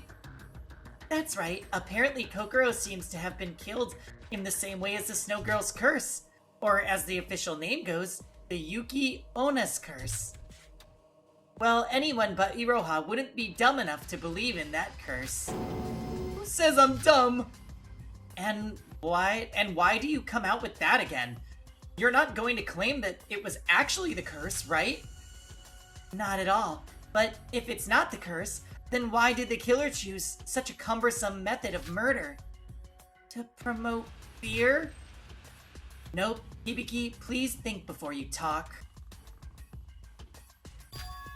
This is obviously a copycat crime, and of course the killer had a reason to do this. A copycat crime? What's that? Literally, it means the case that imitates another case in the past. But this time, she is saying that the case had imitated the legend of Yuki Onna. And what's the reason for that? It's obvious. A cover to conceal the trick of the locked room murder. As Sora pointed out, Kokoro's student handbook recognizes nothing but her own fingerprints. It would be turned off, even if the other person keeps on touching it. Then, what if the killer had Kokoro's fingerprints? Huh? The reason the killer did such a thing to Kokoro. Yeah, gross. That evidence at Kokoro's body. That was My nothing goodness, like Yuki how Ona's curse. awful. That evidence Oh, the bloodstain. Oh. The traces on Kokoro's body prove if it's a curse or not. Wait, the traces?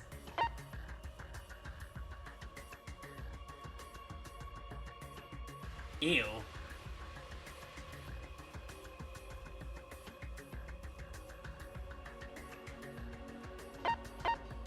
It's probably the severed limbs, right?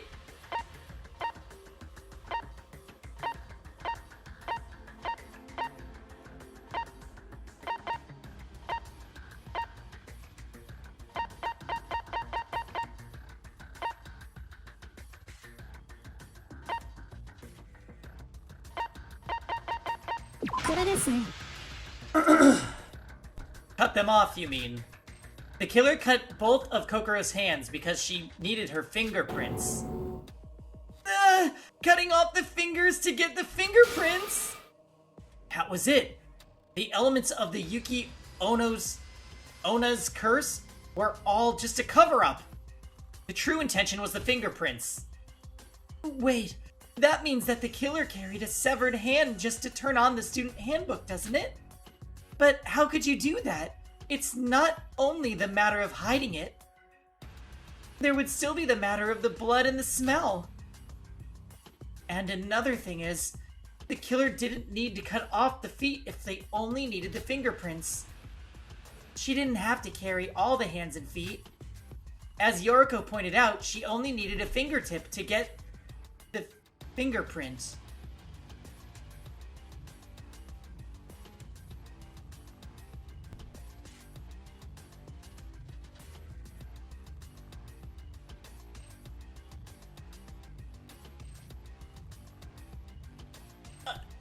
This begs the question, why? Why did they need to get back into her room after they had already locked her up and frozen her?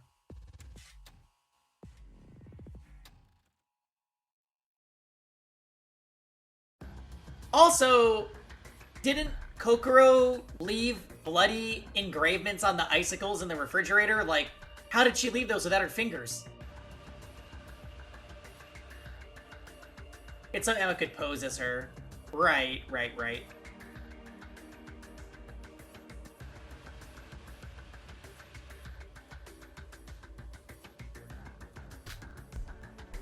Then why did she cut them all off?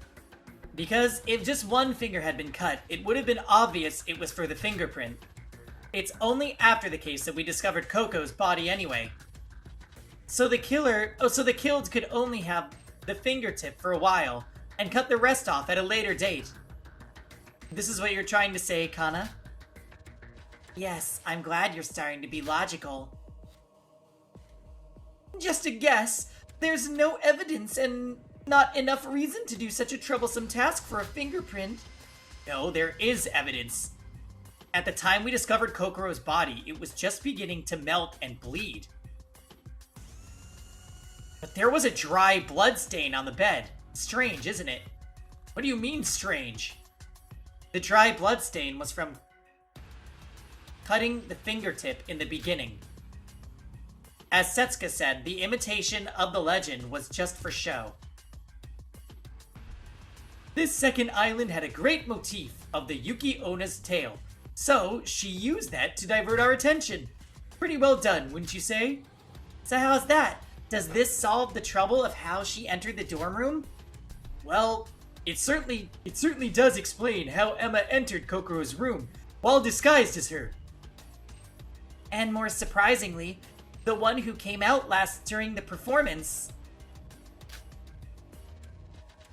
When we brought Kokoro back to her room was... Ta-da! It was Emma. What about it? If she were the last remaining person in the room, she could have stolen the handbook without being noticed by anyone else. Emma? No, it can't be. This is just as Kanade expected. By spotting the killer first and tracing the case back with information from the killer, we could see what we were missing. Combining the reasoning just came out. and what we revealed at first.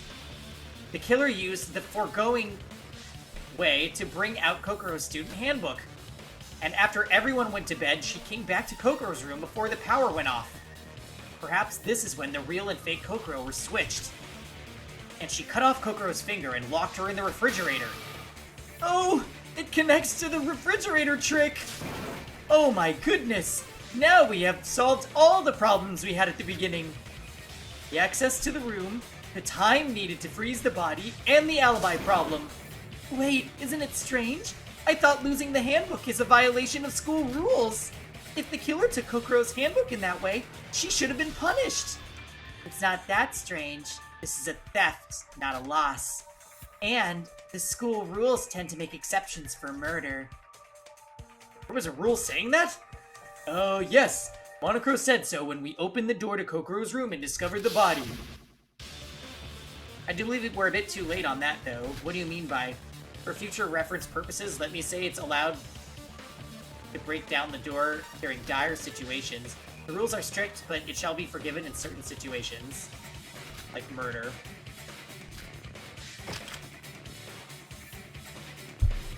Oh, the door's unlocked. Kokoro! Speaking of the rules, in fact, there's another rule the killer violated in this case. You mean the vandalism, right? You're quite smart. What do you mean, Yuki? Explain it. You said that, big bro. The day after the performance. You saw the broken Yuki Onna statue at the museum.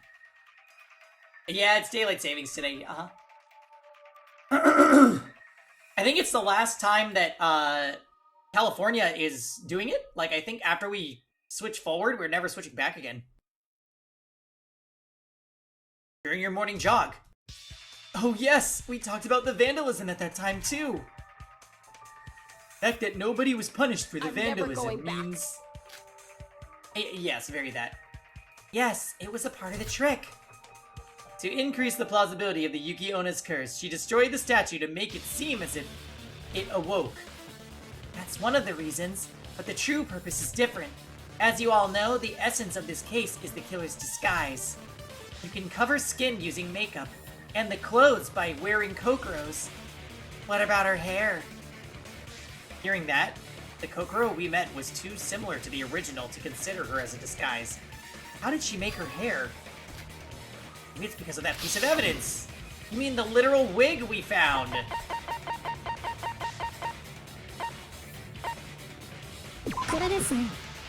I see. And there are sometimes you will only be an hour behind and maybe the other states don't adopt? Yeah, an hour or 2 hours. Because California definitely passed that bill. Which is, the fact that we are voting on time is super screwy to me, but yeah.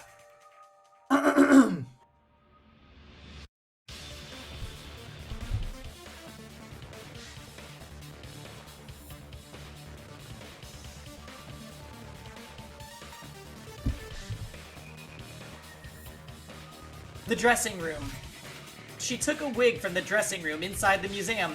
That's right. Yikes, Thomas. Of course, there were so many kinds of wigs at the dressing room, and there wasn't one that resembles Kokoro's hair, was there?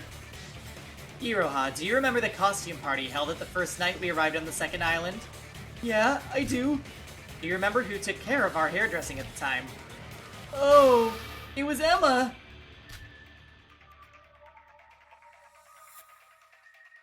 But what does the wig have to do with the broken Yuki Onna statue? Connection between the wig and the broken statue. Maybe it's because of that. The wig and the broken statue.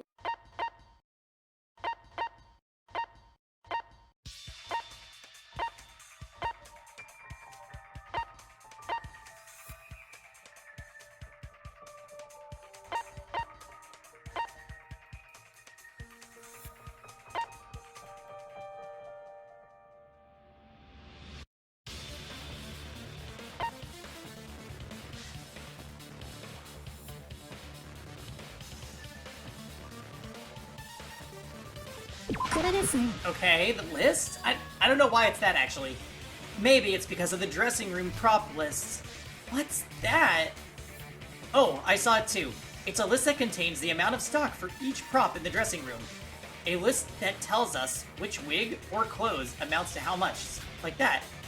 If the killer had taken out the wig to disguise as Kokoro, then the dressing room would be one wig missing from the list.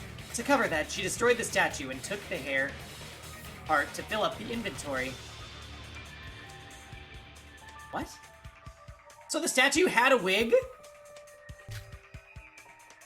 Why did she do something so unnecessary? Nobody would notice one missing wig. Hiding the disguise was most important for the killer, so she might have been concerned about such a minor thing. Indeed, the meticulousness was not in vain. Among us, there is one who memorized all of this list and checked for every single day. What? Who's the pervert? Sorry, it was me. No, I'm sorry. I don't remember very well. But I feel that I made a mistake by not doing such a thing in the past, so well, it was a previous work habit too. I can't bear to be without knowing exact quantities of the stock. Even though Teria had checked it every day, we didn't even notice that the wig had been disappeared. We can say that the killer has been too grandiose, but if the stock had not been filled, Teria must have noticed the loss, so the killer had the advantage. One of the wigs in the dressing room had the pieces of the destroyed statue on it. The influence started from there. Still, we would never have come up with the disguise idea without Kanade's help. No, I was just able to do this because I looked outside the box. Well, it seems like the identity of the killer is being revealed. Emmy.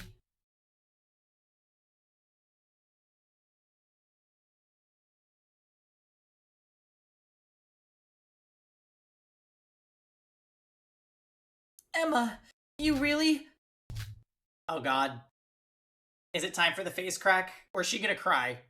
Option A or option B? Emma, if you really are the killer, just confess now. I don't want to argue with you anymore. She didn't really argue, she kind of just sat there and took it. Are you that eager to accuse me of being the killer?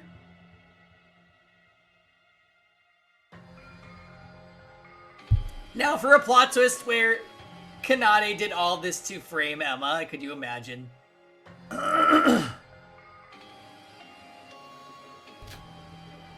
You ruined my friendship with Kokoro, my ultimate talent, and everything else. And you still haven't had enough? Don't cry. I once thought it made sense to suspect you, but after hearing all that, I can't believe those fake tears. She truly deserves the name, the ultimate actress. They look totally real. I still can't find out who's telling the truth. We vote an innocent as the killer. Everyone but the killer dies, right? If you all wish to have a death... If you all have a death wish, so be it. What do you mean? I'm not the killer. All of you are being tricked by Kanade's verbose yet wrong reasoning.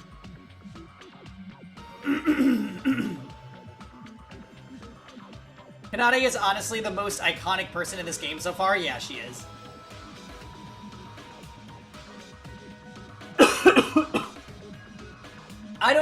I mean, that's a lot of evidence to go off of.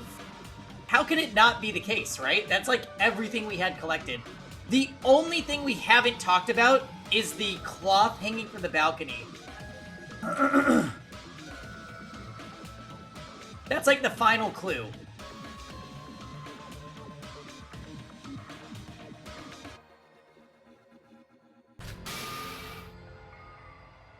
If you pick me, we will all die. And the real killer is laughing among us. Please think again. When will you stop with the disguise act? All of the evidence incriminates you. Sora, you said so, didn't you? If Kokoro hadn't have died, Maybe thanks to me talking to her, she would have joined us. I wanted to be her friend no matter what. Which means if I get slain here while I'm innocent, I won't be able to face Kokoro in the afterlife. There's still a chance. Trust me, I will contradict your reasoning. I'll prove that I'm not the killer.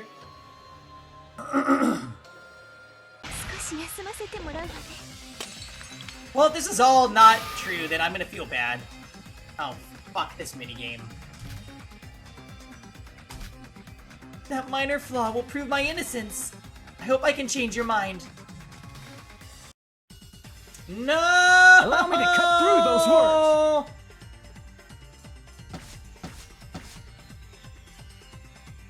Balcony.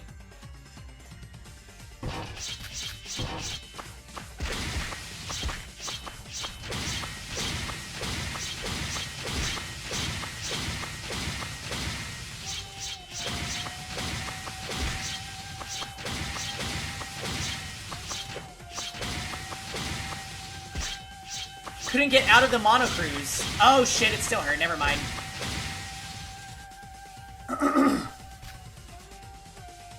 Alright. I know what to do.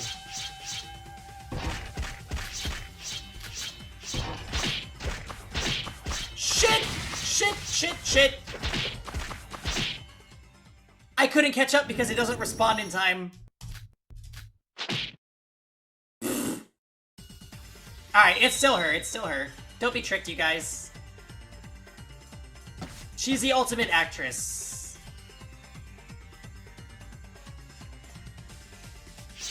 Unthinkable!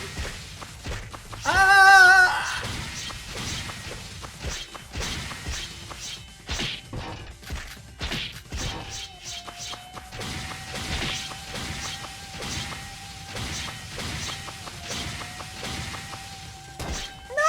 I couldn't do it in time! I hate this minigame. I hate all these minigames. They're all not fun to play and awful. But we will master this, just as we do in all the other ones. And by that I mean barely get by and get very frustrated while we do so.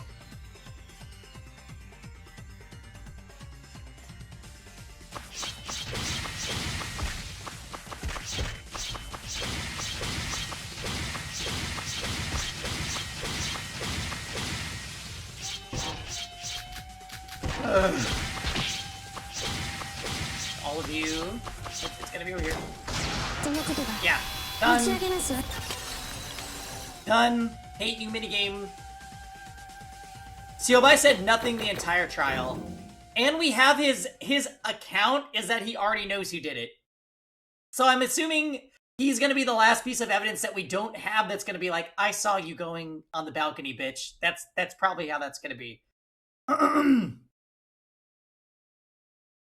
The icicle thing is super contrived. I agree. Super contrived. It could mean 100 other things, but they're just like, nope, incriminating evidence. Why? Because psycho-threatening Lolly says so.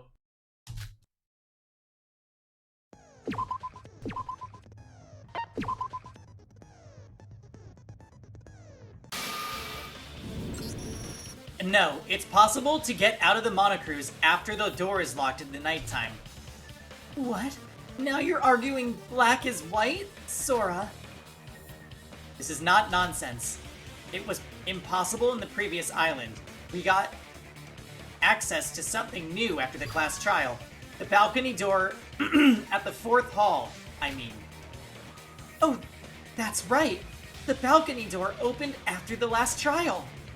But the 4th floor of the monocruise isn't that low down, right? She could get out of the ship through there, but it's just too risky. But what if she had a rope-like thing to climb down? No way, Yuki. Nobody went through the balcony. A rope-like thing. This reminds me of the testimony about the balcony that I heard. From Shinji! I see. Excuse me, Shinji. Whoa, why'd you call me all of a sudden? Didn't you tell me you saw something on the balcony side on your morning jog on that day? Oh, you mean that day? I think I saw something like a big long cloth being rolled up. So, Emma, according to what Shinji said, wouldn't it be possible for the killer to get out of the ship through the balcony during the night? Of course, it's impossible to come back that way, but we know how Hajime did it in the last murder. If the killer had come back just right after the door is open, nobody would notice her and the perfect crime is achieved.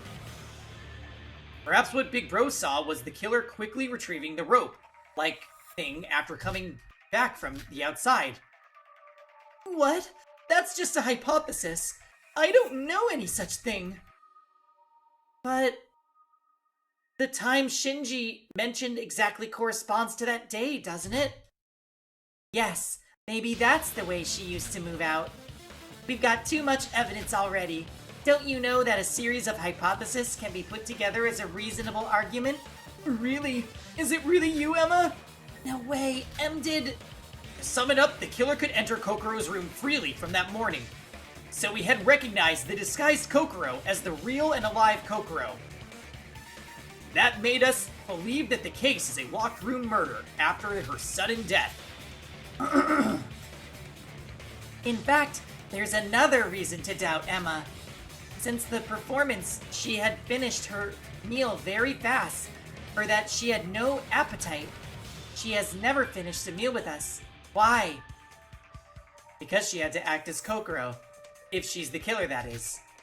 She demanded us to bring 2 meals a day at the appointed time, so Kokoro must be in the room at those moments. However, at the same time, Emmy herself should eat with us to avoid suspicion. Thus, she had no choice but to make up a reason to get out of the dining hall and start disguising. Come to think of it, I believe that was the reason she designated a specific mealtime. It was done by Kokoro herself. But now that we all know she was actually the disguised killer, by setting the exact time, she could decrease the risk of an unexpected situation.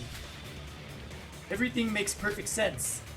So, you're going to doubt me until the end, even though you are all missing one important fact. There's nothing like that. Stop struggling, because it's getting a bit disgusting. No, it's a thing that was mentioned before. I'll prove to you that it was totally impossible for me to be disguised as Kokoro.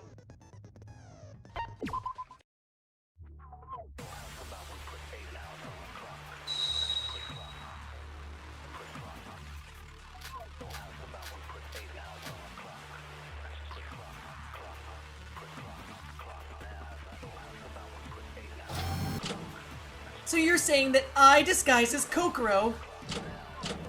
That's absolutely impossible. I'm an actress, not a voice actor. I can't mimic her voice. She wasn't speaking. And there's a height problem, too. Kokoro and I have completely different heights. Do you really believe I can disguise as her? Of course, there's 2 difficulties that could be explained by the disease. But think of it this way. Had there been no disease, would I have been able to disguise as Kokoro? Her disease was diagnosed on the morning the day after the performance. The killer should have prepared a disguise in the daybreak before that. What's this? Was the killer aware of Kokoro's disease in advance? With no other way to overcome the voice and height difference? An endemic disease? What are the chances they would predict that? Again, unless you're an actual god, that's absolutely terrifying? Is that what she said? She's denying the charge on and on. Let's listen to her carefully. There must be a loophole. I mean, it's all a loophole.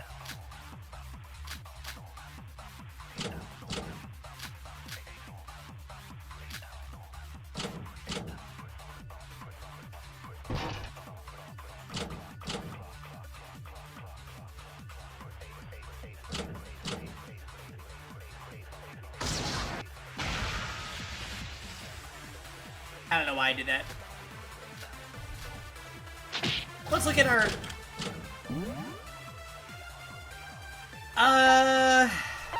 dry bloodstains. Have we used the dry bloodstains yet? No. And it wouldn't fit in on any of the things that she was saying we need to disagree with. Bag of dry ice? We have no way of knowing.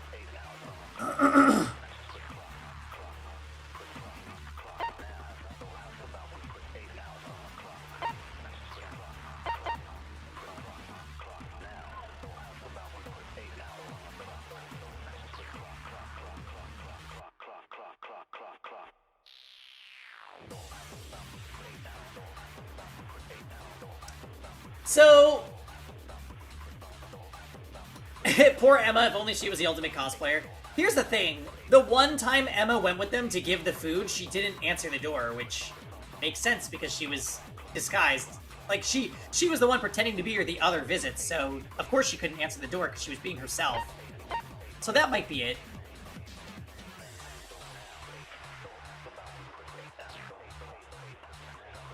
Maybe it wants us to use Siobai's account to ask for help.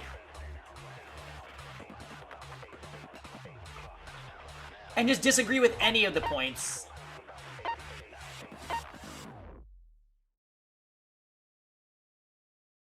Yeah, we'll just try it.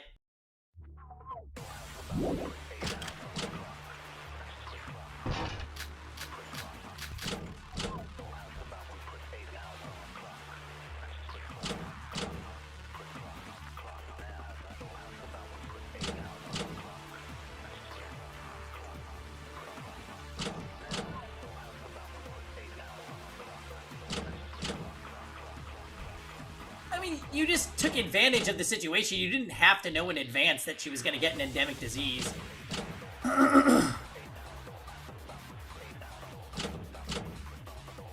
Unless if Siobai, like, poisoned her to help Emma. No, that's wrong!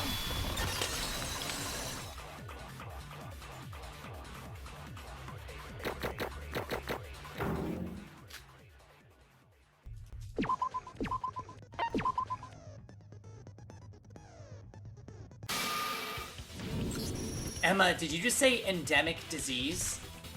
Huh? What about that? That's weird. Those who weren't with us at Siobai's examination shouldn't know that. Kokoro had been suffering an endemic disease. Those who weren't with us? Everyone except me, Ra-Ra, Ruki, you. Who is who? Sora, Yuki, and Ruki. Who was Ruki?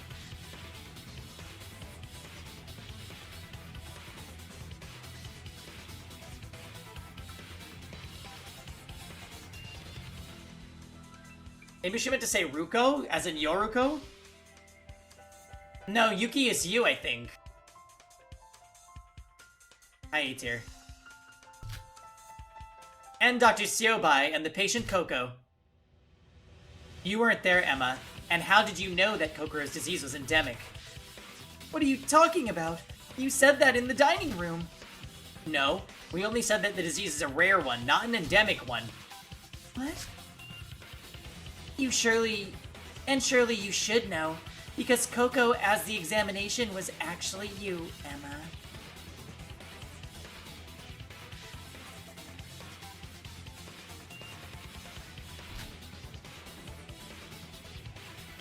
Tongue slip, coming all the way down here. You're getting quite nervous, I guess. Oh my gosh! You can't take it back now! Wait, I just said that it might be an endemic disease. What? See, the both islands we've been in were tropical, so I just naturally got the image of an endemic disease. It's just a coincidence, and now you're picking on such a minor thing. Pathetic, the lamest excuse I've ever heard. And it's not important whether the disease is endemic or not anyway, is it? The point is, how did I know that Kokoro was suffering a disease beforehand? Indeed, the killer must have started to prepare a disguise before the examination result came out. So it makes a contradiction if she hadn't been aware of the disease. You got it? Now you know that you were all wrong, don't you? Well, I have an objection. Was the result true in the first place? Like this. What do you mean? Aetir, what's happening with you? Even if Kokoro was actually Emma, the disease itself was diagnosed by Siobai, wasn't it? Oh, really? Then let's ask him right now. To Mr. Doctor over there, who hasn't said a single word yet. Oh, he actually hasn't said anything until now. What were you doing? Don't bother me. I'm busy arranging details of the last business transactions. There are more than 20 businesses that must be dealt simultaneously. I had to prepare for alternatives since I'm wasting my time stuck in here. Jesus! What does he think this life at stake trial is for? Siobai, I'm sorry, but I want to ask you something. Ask what? Deduce the killer, then the trial is all over, isn't it? Just stop wasting time and put an end to it. There still remains the final objection, and we need your testimony to break it, Siobai. During the inspection, you said that, right? By the way, I am so not looking forward to the shooting the speech bubbles game, because that gave us a lot of trouble in the first trial, and I don't want a harder version. Oh, these fucking minigames. You knew the killer from the beginning, and she made a huge mistake. You said that?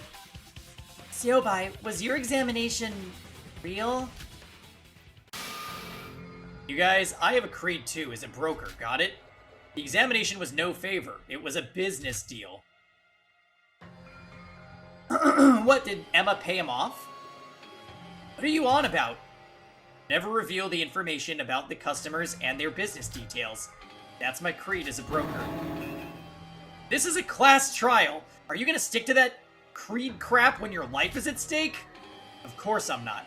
The most important thing is my life, you know? However, well, fine. I'll give you a special service this time then. My business partner was Kokoro Mitsume, technically, and I feel no need to respect a dead woman. Wait, Siobai! This is the request I received from Kokoro Mitsume. I was attacked by the Void.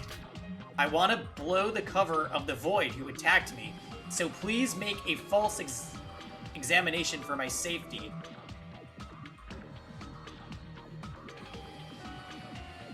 Damn. And deliver that fake result to the others. I said wait!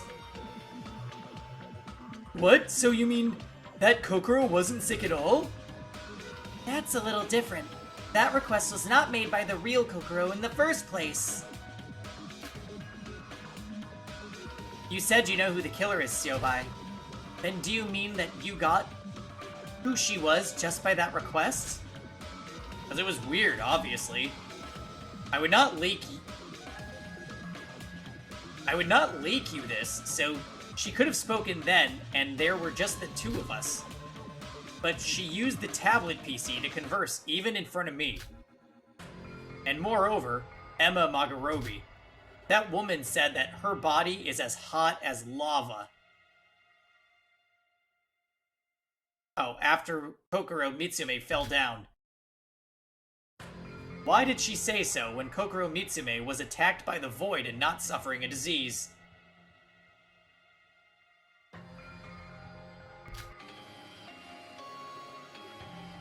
Maybe she got burnt with wounds. On reflection, we just acted upon Emma saying she's got a fever. After taking her to the room, we only drugged her or put a wet towel on her face. This is obviously a measure for a disease, not an attack. It seems like Emma had out a bait for us. She's got a fever, inducing us to think of a disease. She's used Siobai's examination to nail it down. And after we all haven't ever imagined that her disease would be a lie indeed. I wasn't with you at the time, but the story sounds awkward even to me. A healthy person suddenly gets disabled by an unknown endemic disease. Yes, definitely awkward. I see. She carefully used her words to distract our attention from the suddenness of the examination results. However, that made her get caught by Siobai, on the contrary. What do you mean? It doesn't make sense at all. Emma Magarobi talking about a fever and Kokoro Mitsume talking about the attack. Of course, I didn't notice the disguise at the time. But I got when the murder took place and who the killer is. And she didn't have to wonder if you told us earlier. Why didn't you say that? I told you, I have a creed, Shorty. And, well, now you have exposed everything, so I felt I don't have to keep it to myself. The secret everybody knows is no more a secret. It's checkmate, Emma. No, wait a minute! Something's wrong! I'm not the killer! Sorry, Emmy, but it seems like nobody's on your side anymore. You know, from void to void. She has to say sorry. Me too. I first thought that Kanade's reasoning was wrong. My reasoning is perfect. Wait! We haven't discussed how the killer dealt with the body yet. I was at the outside of the room when the body was discovered. I couldn't have done anything at that time. You could do that treatment in the morning. After you stopped disguising yourself, you didn't have to open the door for us. So you could do your job whether somebody else visited or not.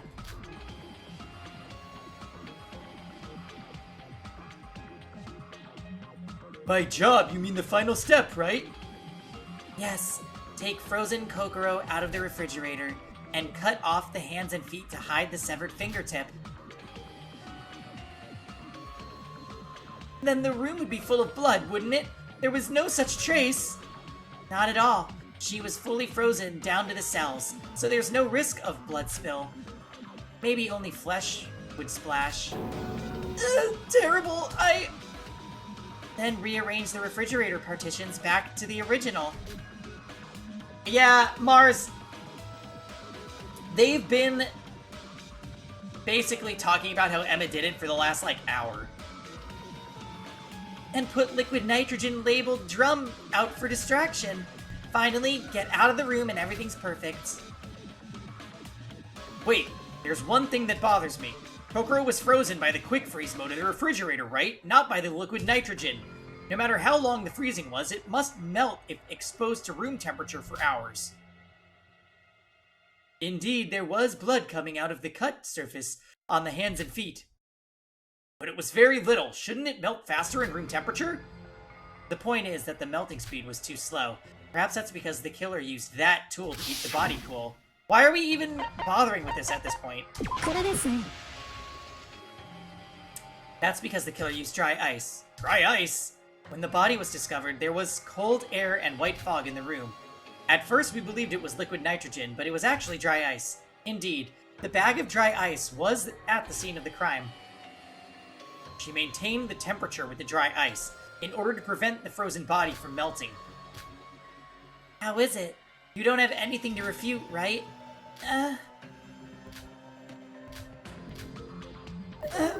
Why are you being so harsh to me?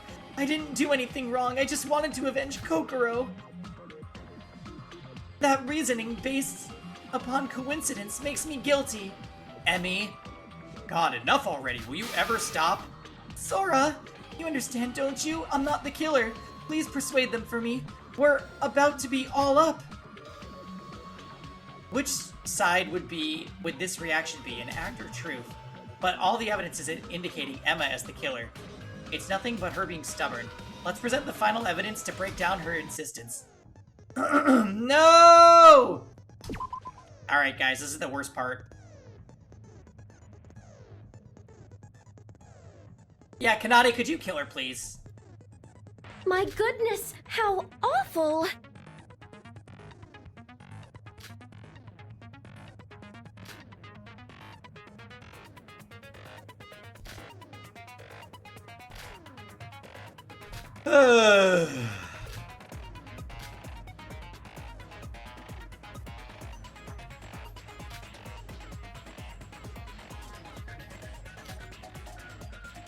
You have to shift to reload.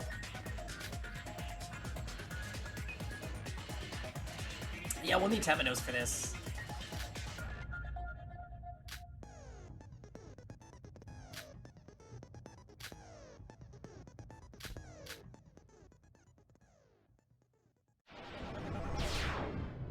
Wow.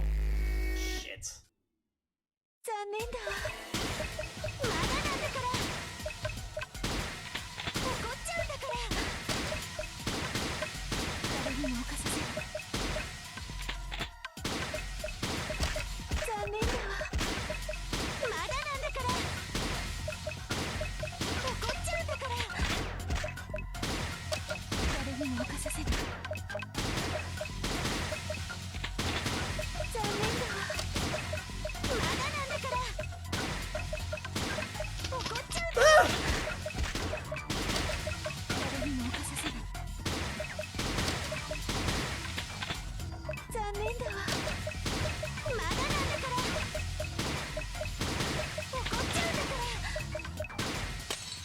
Okay.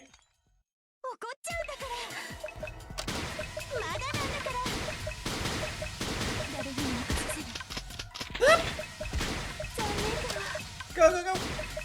Oh, shit. 怒っちゃうんだからまだなんだから誰にも任せずに残念だわ怒っちゃうんだからまだなんだから誰にも任せずに So fast. Can we get her? 誰にも No, come on. 怒っちゃうんだからまだなんだから Uh, 残念だわ誰にも任せずに怒っちゃうんだからまだなんだから 残念だわ誰にも任せずに This is it?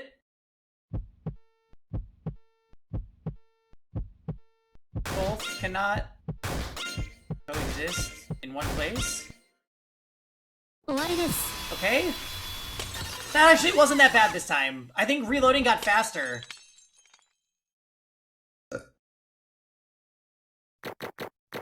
We still have to do the comic book. Yeah, that was not bad. Definitely the Flappy Bird thing was awful. Time to play Resident Evil. Oh, perfect.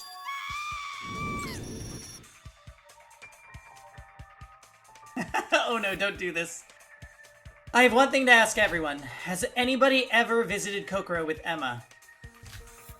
Huh? Oh, that's, Of course there isn't anyone. Because Kokoro we saw during the visit was Emma herself. If Emma came to visit, there'd be nobody in Kokoro's dorm room. What are you talking about, Sora? I definitely visited Kokoro's room. Don't you remember, Yuki? Teruya? Oh, that's true. I was there with Emma. On her way out of the dining room, I came to her and suggested to go together. And did Kokoro open the door at that time? No, it was last evening. The first time Kokoro didn't open the door for us. Well, obviously, how can it be open when Emma is outside the room? Instead, what Yuki just said makes her more and more suspicious.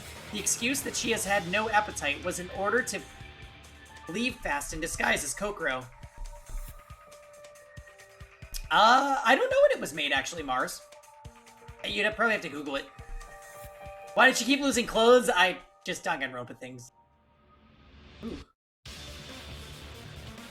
So as a result, Emma actually never went for a visit with us. So much for caring about Kokoro when you didn't even visit her. Not didn't, more like couldn't. Perhaps it was an unexpected event for her to receive the suggestion from Yuki. She did try to get out first at that time, indeed. Emma, just give up. You have no defense at this point. No arguments to refute now. Let's summarize the case once again. Then you won't be able to refute anymore.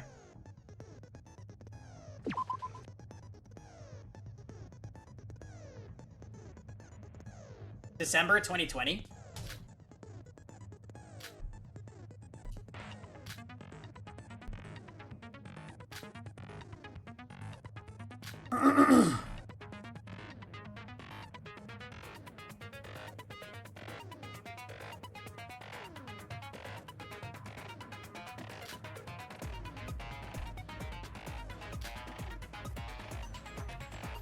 You have to press twice to confirm. Okay.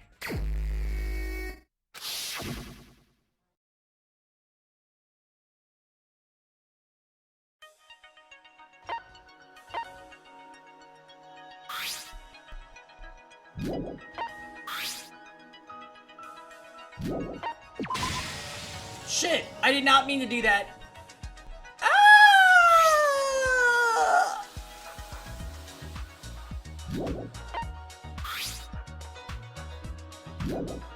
No, go back.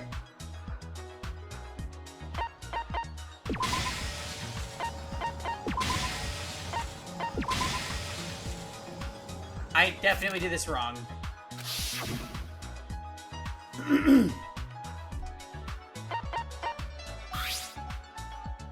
Culprit is the last to leave Kokoro's room.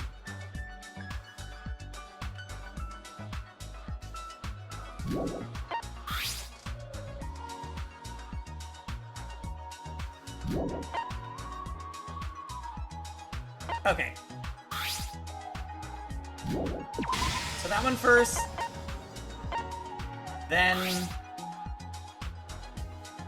the collapse.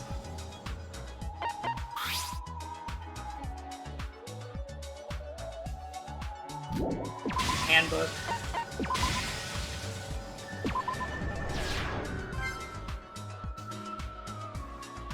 Okay, let's see what we got here.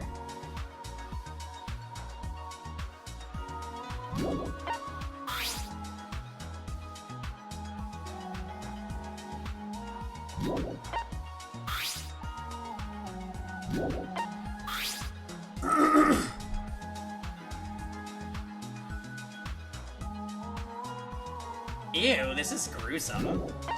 Okay. Culprit goes to Kokoro's room when everyone's asleep.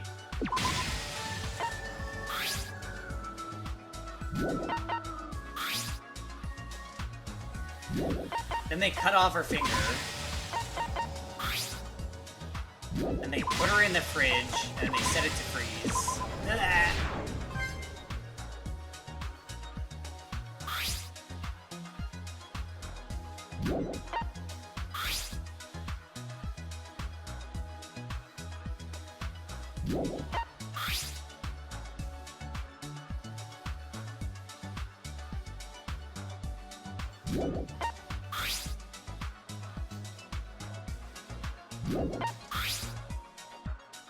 Okay, so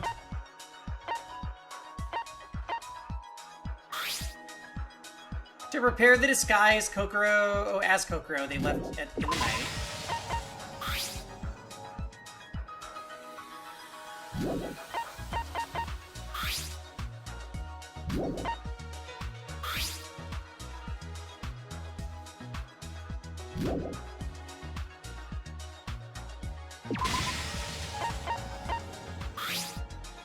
I think I did this in the wrong order.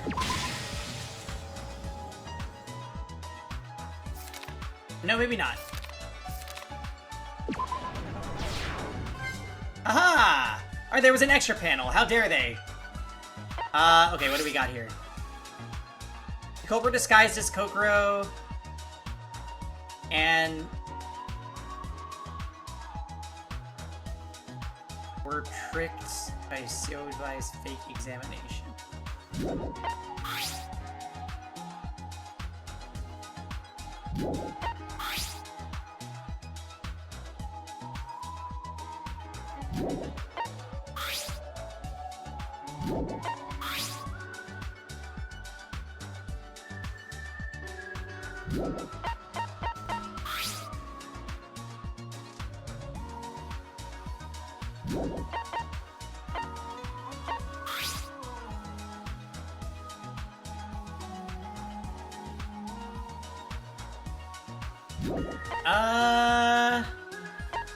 I don't really know.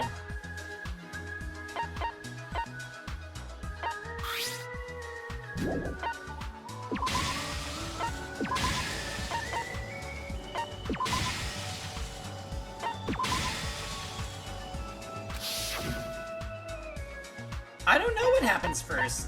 I guess this, then this, and this, and this. No. Fuck. I don't know.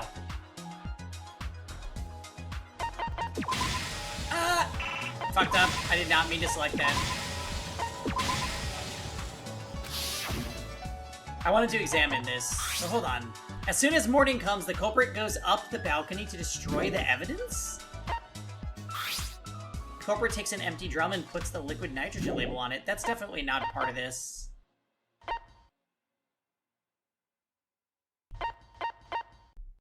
So maybe it's...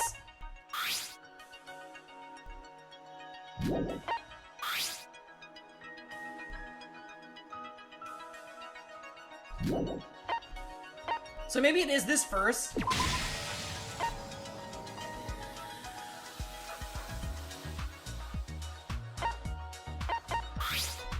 Culprit paid Siobai to hide the truth. And then notices something suspicious. And then the examination? Oh, okay. That was a really weird one. After some time, Kokoro's body was discovered. While freezing, Kokoro tries to leave her dying message.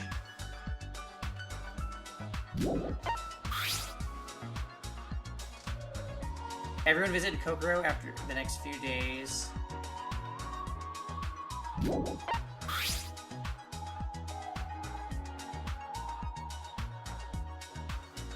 Yikes, that would suck.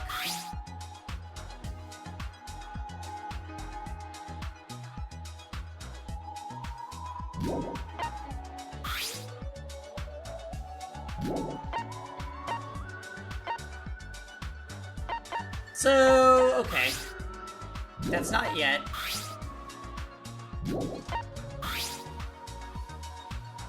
Yeah. So they disguise Kokoro. Meanwhile, she's freezing to death. That's when she decided to...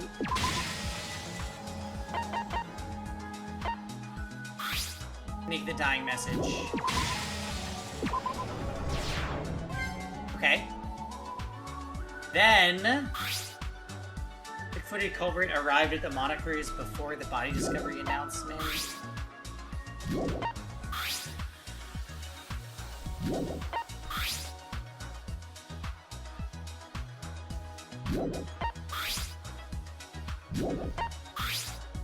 Okay, so...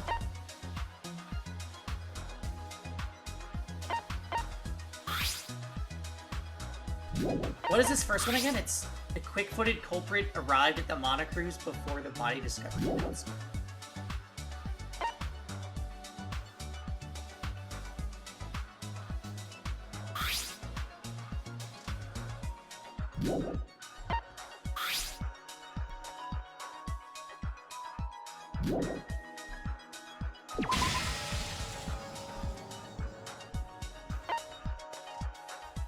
Okay.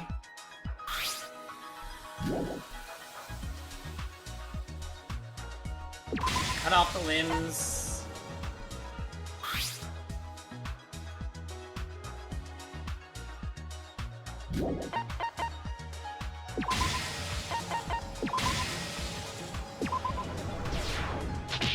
No.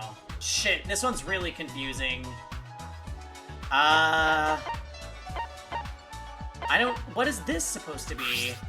The quick-footed culprit arrived at the Monocruise before the body discovery announcement? We didn't leave out with them not being at the Monocruise, so it can't be that, right? Culprit headed to Kokoro's room while everyone was asleep.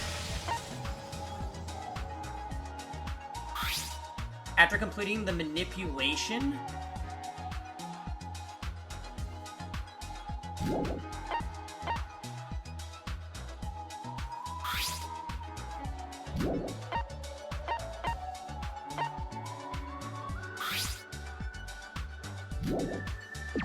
So maybe that, and then cut the limbs, and then do this? Is that it?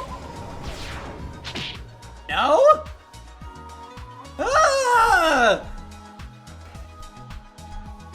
I have no idea.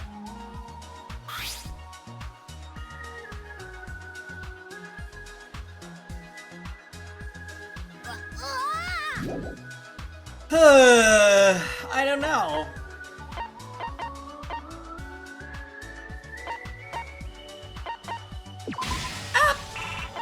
I do that by accident sometimes.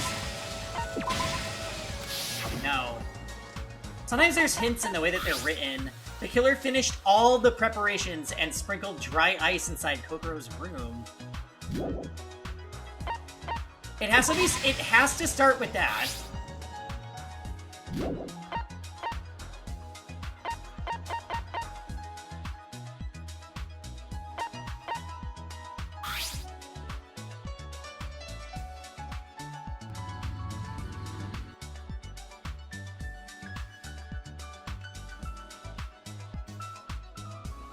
I don't understand where all the blood... Well, I guess it shows blood in that picture, but there shouldn't have been blood. Now do you understand? Well, we've already tried multiple things, but we have no way of knowing what order she did these things in. Like, did she put the label on the drum and then do the dry ice and then cut the limbs? Or it could be any combination.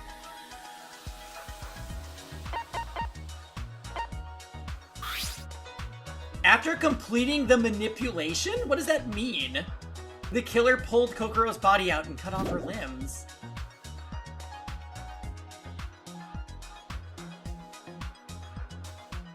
Maybe it starts with that.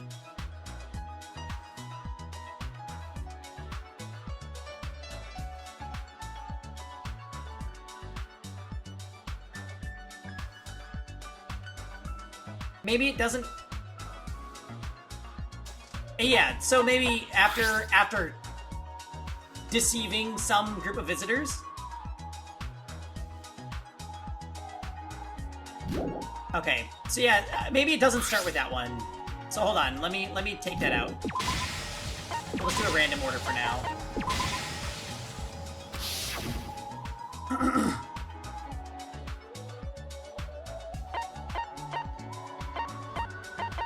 So...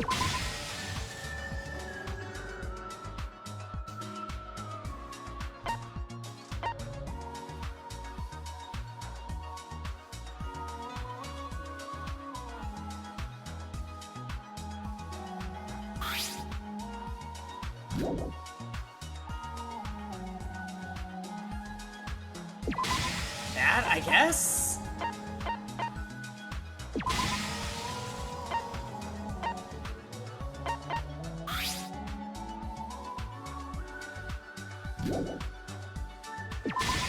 This is probably wrong.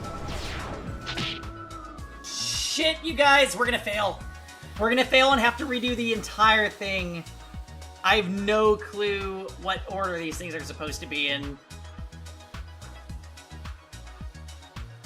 Man, the minigames in this one seem to be even worse than the first one. Yeah, but usually it says final page when it's body discovery time.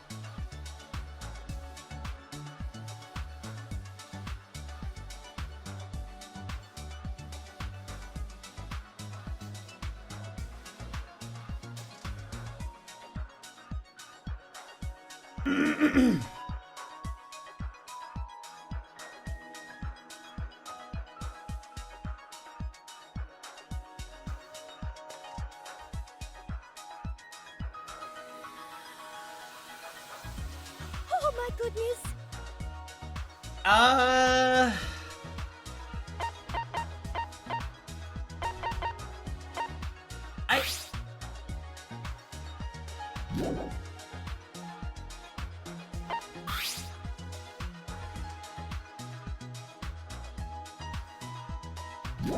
What was the last thing that was in the last panel? I don't even remember. The dying message, right? And visiting?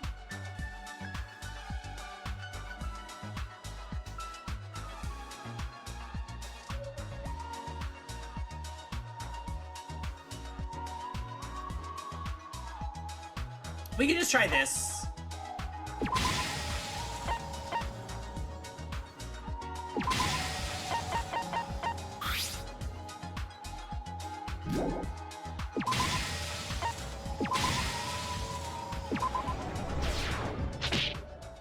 Nope. Man, the comic minigame is usually easy. And in this one, it's annoying, just like every other one. Look, now we have to do it from the start. It cannot be. Fucking God. Okay. That one. That My one. goodness, how awful! It is awful.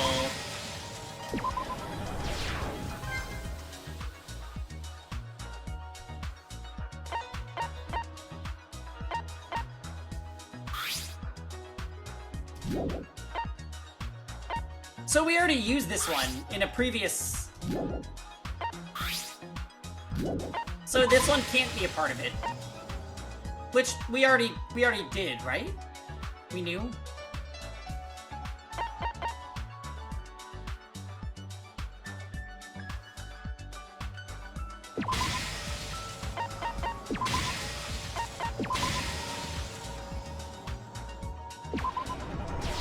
Okay. So we'll remember that.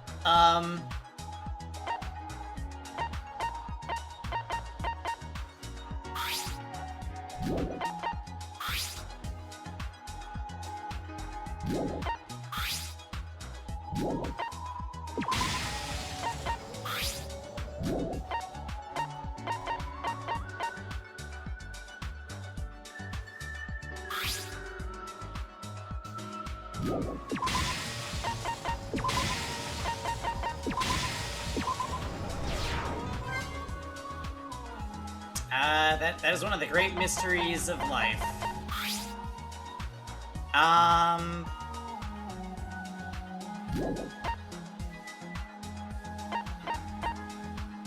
Wait.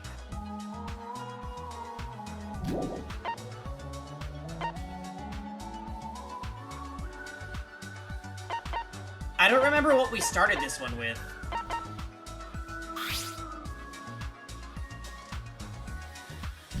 So probably that, and then Siobai, right?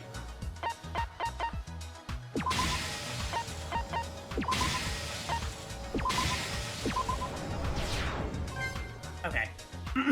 That one was also kind of a weird order.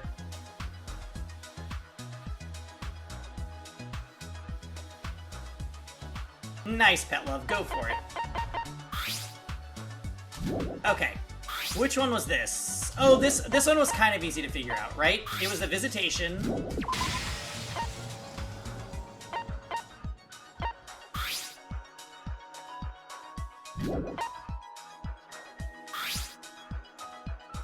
Meanwhile, she froze to death.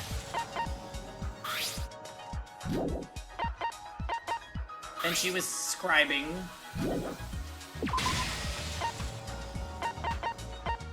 And the...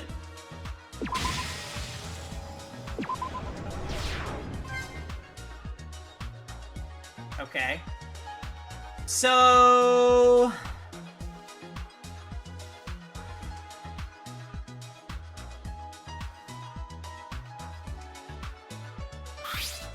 The quick-footed culprit arrived at the Monocruise before the body discovery announcement. So... okay. So maybe it starts with Beryl. Or it starts with this?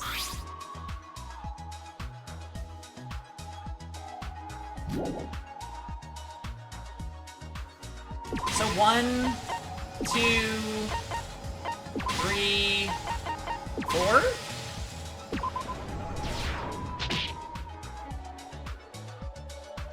Try dry ice, then Beryl. Alright, let's try that.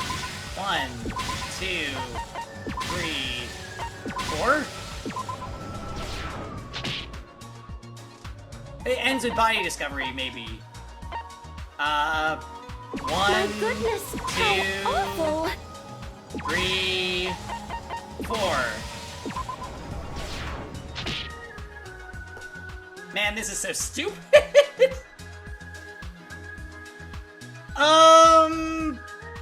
What the fuck?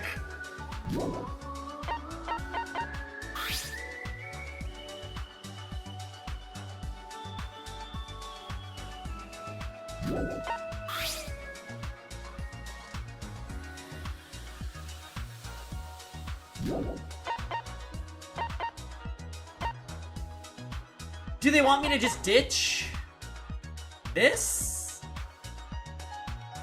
Like, are we not caring about this?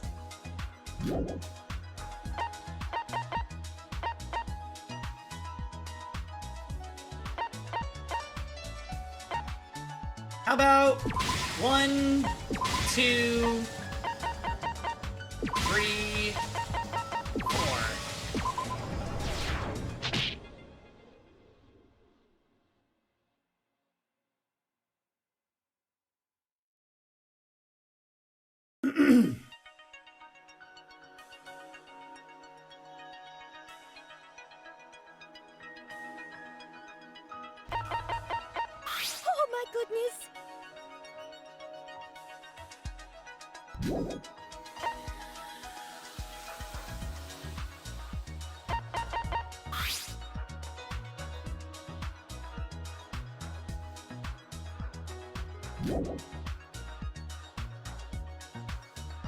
I have no idea.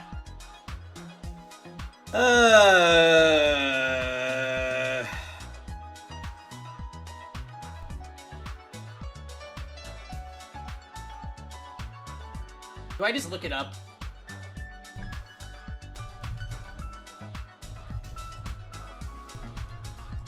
Yes.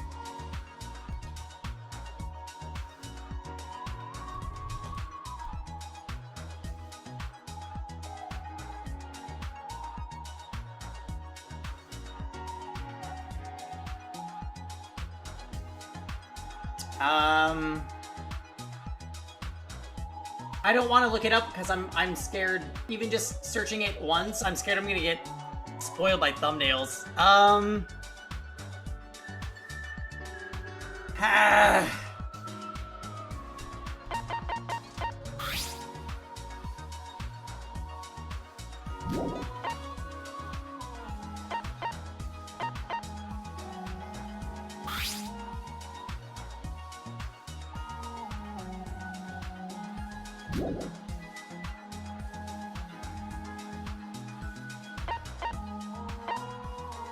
So let's try oil drum, limbs, ice, body.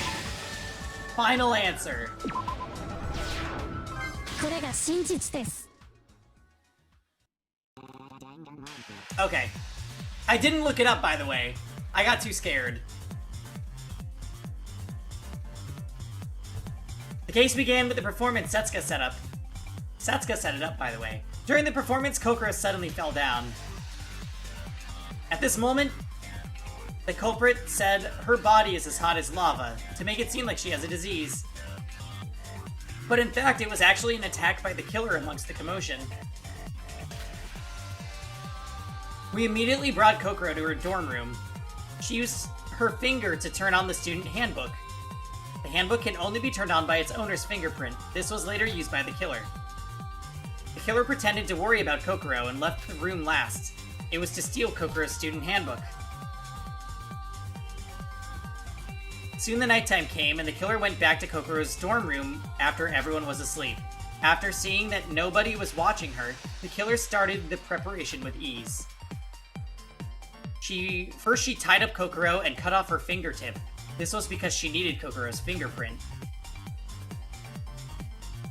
After she had stopped the bleeding, she put Kokoro into the refrigerator. The refrigerator had enough size for a person as small as Kokoro, when the partitions were removed. Culprit then set the refrigerator to instant freeze to freeze Kokoro to death. Then the killer started to prepare for the disguise. The key of this murder was to disguise as Kokoro, thus pretending as if Kokoro was still alive. For that, she collected Kokoro's clothes, and but she still needed the hair part for the perfect disguise. There, the killer took interest in the museum dressing room and started their plan from there. She had to get ready for the disguise before the next morning. It was impossible for her to get to the museum as nighttime had already come, so the killer used a rope-like thing to jump down from the monocruise through the balcony to the 4th floor. Arriving at the museum, she took out a wig that looked like Kokoro's hair.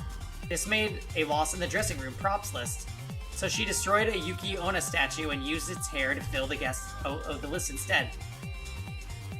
The destruction not only helped cover her loss, but also gave us the sense that the Yuki Onna had awoken. Considering the body's state, we discovered it worked out perfectly. On the next morning, the killer came back to the monocruise right after the door had opened to remove the evidence from the balcony, and used Kokoro's student handbook to send a request to Seobai. I was attacked by the void and want to conceal myself to find that void, so please make a false examination on me and tell my disease to the others. That was the request. Seobai, the Scrooge, accepted the request, but felt that something wasn't quite right as he saw the disguised killer. remaining silent even in front of Seobai himself, and the situation that contradicts with "she's got a fever" mentioned by the killer last night. Perhaps he was able to spot the killer based on these two inconsistencies. Anyway, his false examination made us believe that Kokoro had been suffering from a disease, which allowed the killer to overcome the biggest changes of this disguise, voice and height. In addition, the killer required us to bring meals for her at specific times, for that she was disabled. This was to reduce the risk of an unexpected situation and to disguise more easily. Still, the killer had to finish her meal earlier to disguise as Kokoro in advance, and this made her look more suspicious. After a few days, we delivered meals to the disguised killer and saw the face of Kokoro. So nobody ever noticed that Kokoro was dying that very moment. At the same time, Kokoro was gradually being frozen in the refrigerator. But she left a dying message with her last strength. She broke 8 icicles that were created by the instant freeze mode, and carved F on the front and O on the other with her nail.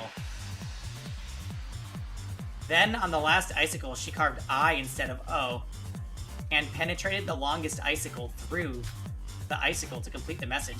You can't just stab an icicle with an icicle. Wouldn't it just shatter a point and you'd have like a blunt end? The icicles meant 8F, females, namely the tallest girl among all females, which the one who killed I. In other words, Kokoro. Indeed, the killer was the tallest among the females. We couldn't have noticed the killer without the dying message. Yeah, I guess it's anime. This is super anime. As time passed, Kokoro finally died, and the killer gave up on their disguise. This morning, using the empty drum and the bag of ice she collected the night before, she prepared to finish her crime. First, she put a liquid nitrogen label onto the drum so that we'd mistake the freezing method as the nitrogen, not the refrigerator. Then she took out Kokoro's frozen body and cut off her hands and feet. It was to prevent us from coming up with the idea of the fingerprint from the cut fingertip. And also to pretend that the Yuki Onna's curse had been cast. She then put dry ice onto Kokoro's body to slow down its melting and left the room. All that remains is for us to feel something suspicious as we deliver her meal, and eventually discover the body. Killer this time was fairly cunning and careful. In fact, we might not have noticed her identity if Kokoro had not left the message. The killer who murdered Kokoro.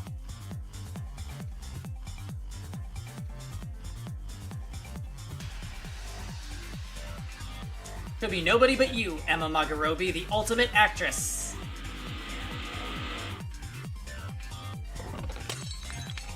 Well, I'm okay with that. I didn't really care for Emma at all, so...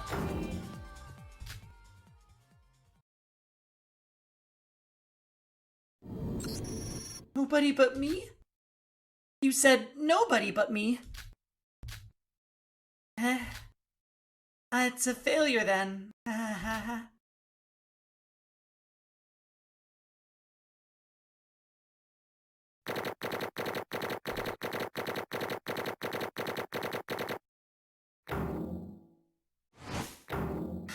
F.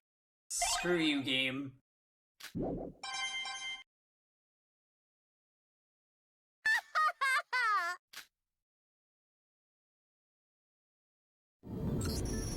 Ahem! You finally reached your conclusion! Thank you, Taps. I choose to believe that as well. But as you know, as it's your second trial, there is only one chance to get it right. Let's find out whether your conclusion was true or not. Ladies and gentlemen, vote for the killer with the button in front of you. Will you make the right choice or the dreadfully wrong one? What's it gonna be? Woohoo!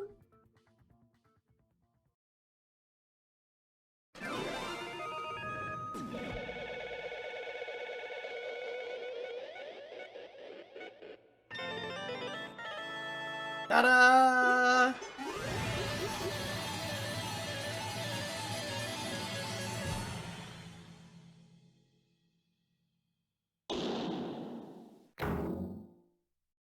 I don't believe it!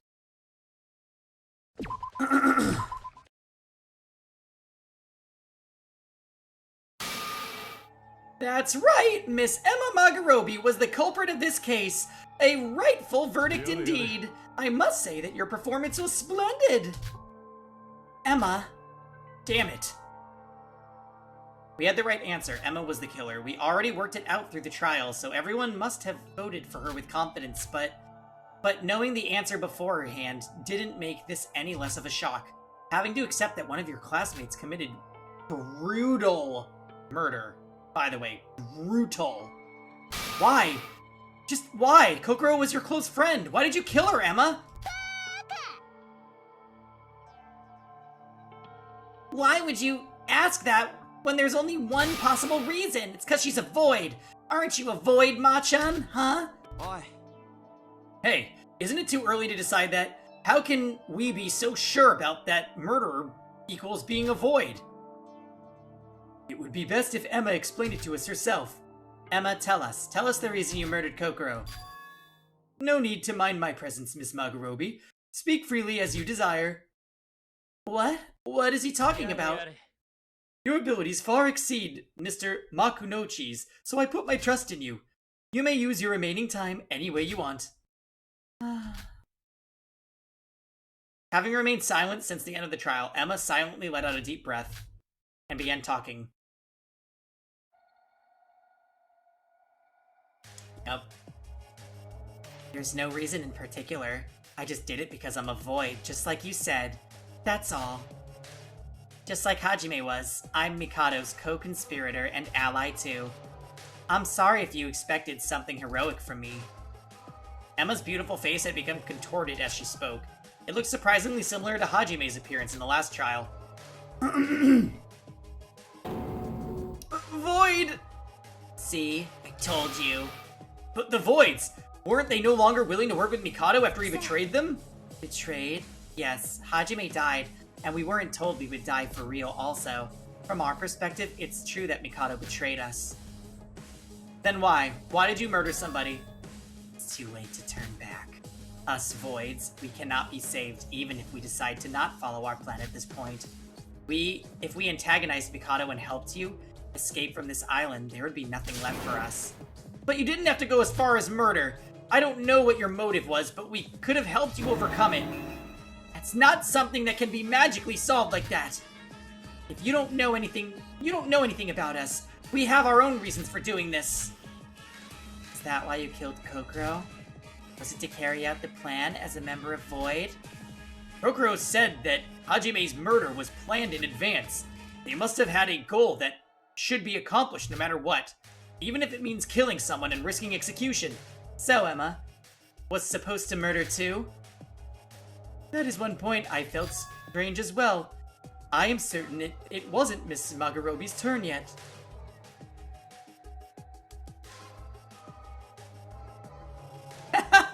Now that Tia said Kanade is a void and threw her teammate under the bus, I mean...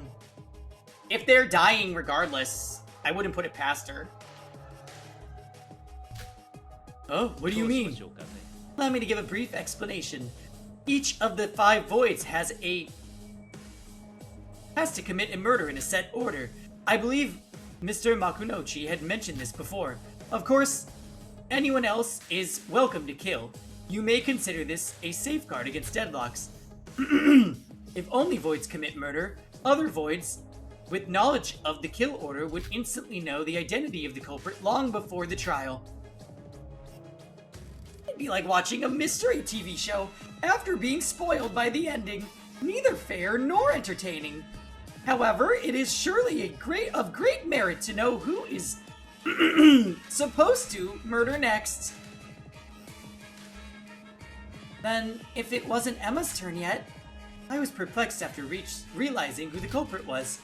The occurrence of a non-void murder within my expectation, but voids muddling up to the kill order. It would be nice if I was informed of this in advance. Sorry, Mikado, I messed up the reenactment.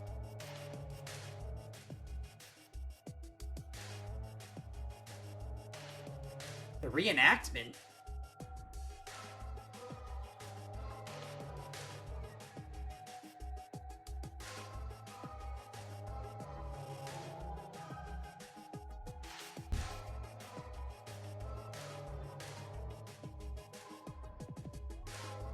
Reenactment of what?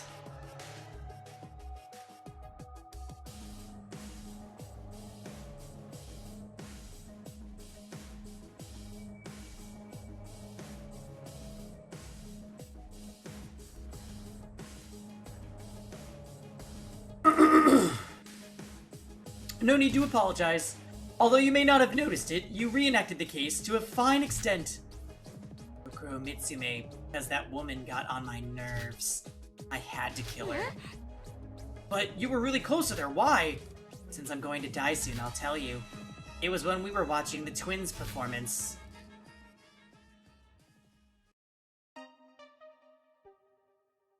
What's the matter, Kokoro? The concert is still going on. Why did you want to have a talk all of a sudden?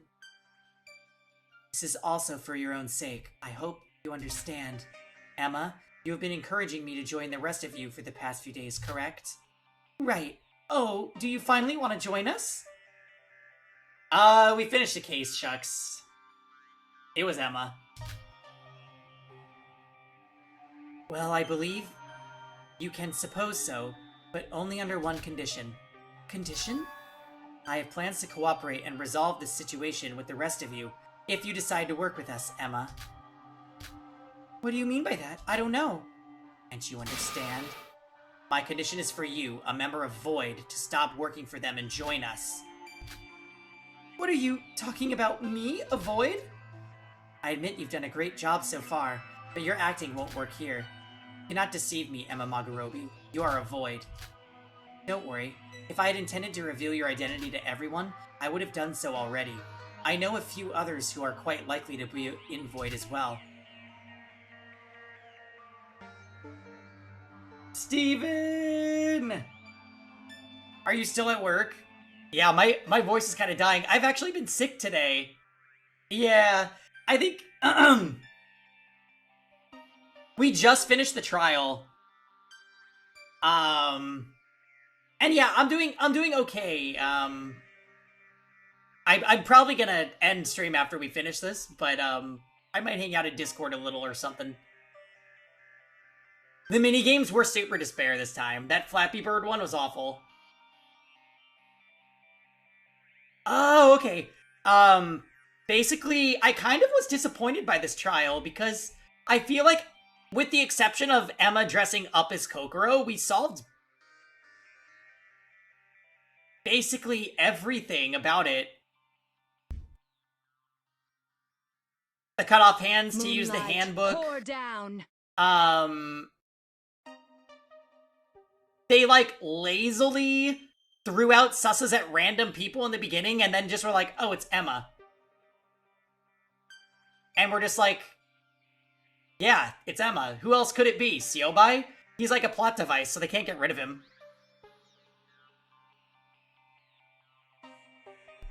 So, yeah, this did not feel like a great trial to me. I will say, though, I didn't like Emma, so the fact that she's leaving... Bye. Yeah, and I'm really trying to think back to other Danganronpas where it's like...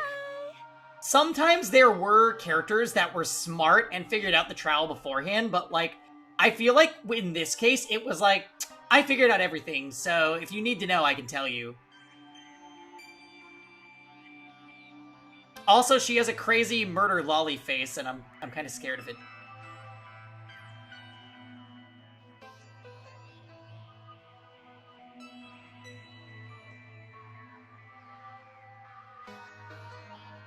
Still, I am proposing this offer to you because you always approach me with a friendly attitude.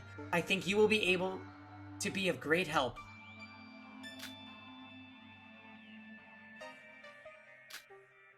I hope you do not make unwise decisions here, such as attacking me. I am not impudent enough to talk one-on-one with a dangerous individual like you. Besides, everyone will witness your crime, even if you succeed. Yeah. I have asked Teria Atori to act as my bodyguard a few days ago. He should be watching us now. If you're planning on any tricks, give up. What do you want? As I said, come to our side. Tell everyone that you're a Void. And share any information you have about Void and Mikado Sanoji. We need the Void's information in order to work out the problem. In fact, I have a fairly convincing suspicion about who Mikado Senanji might be. If the Void's testimony backs it up, we may be able to escape this island. There are 2 more Voids among us.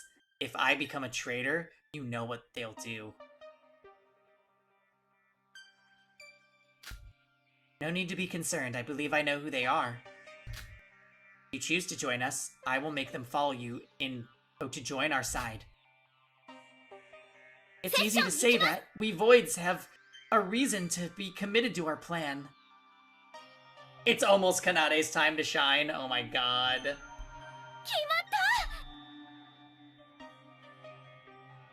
Calling it now? Yeah, actually, Do you think Kanade would kill her sister? I kinda do. She is, like, demented. Yes. If she doesn't murder somebody in Chapter 3, you'll be gagged? Yeah, I also agree. I feel like Iroha's gonna die next chapter. Either that, or she's, like, a psycho Void killer lolly. But I kinda think she's just gonna die next chapter with, like, the journalist or something.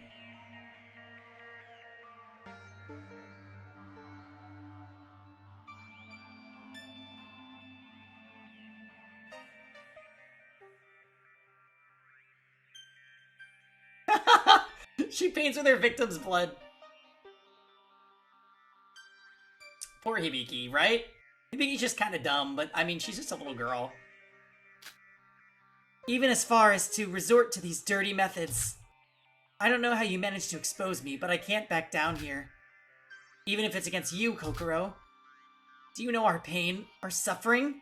Do you know how much? Why don't you try your almighty mind reading on me, if you know so much? At last, you expressed your honest feelings. What? For the past few days, Emma, you constantly tried to get along with me. As the ultimate actress, you played a pure-hearted friend with a level of sincerity that even I couldn't doubt. Of course, your real purpose was to keep watch on me, someone who poses a threat to Void. Your overly perfect kindness, nothing but purity in your mind. I was able to notice that you're a Void using these hints. But at the same time, I wanted to know how you truly felt. Regardless of your intent, you were the first to become this close to me. Kokoro. Finally, after pushing you this far, I can now understand you. Which makes me want for you to join us even more, Emma. But don't worry. Whether it's about your father or your adoptive parents, we'll do the best we can to help. Yeah, Kokoro, she didn't get a lot of screen time. Other than just basically being like, I know what's going on in the first trial. But,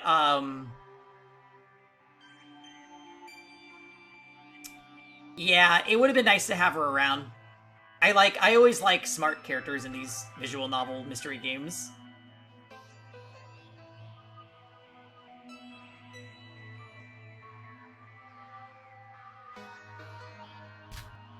I told you earlier, because you showed me your honest feelings, I can understand you now. When I read a defenseless person's mind, I can naturally see their feelings. Your dark past, Void's motives, I saw how it was all like. Saw it? I apologize for doing it without your consent, but this was the only way to convince Emma? No. No! This emotion is twisted. No, a monster? I'll do whatever you say. I'll bring money. Please don't hurt me.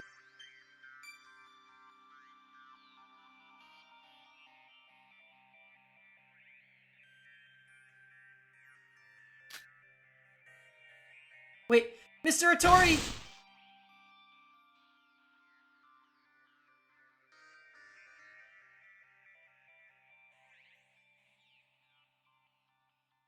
What the fuck? So, is somebody forcing them to do this? Or do they have, like, an earpiece where they have to talk to,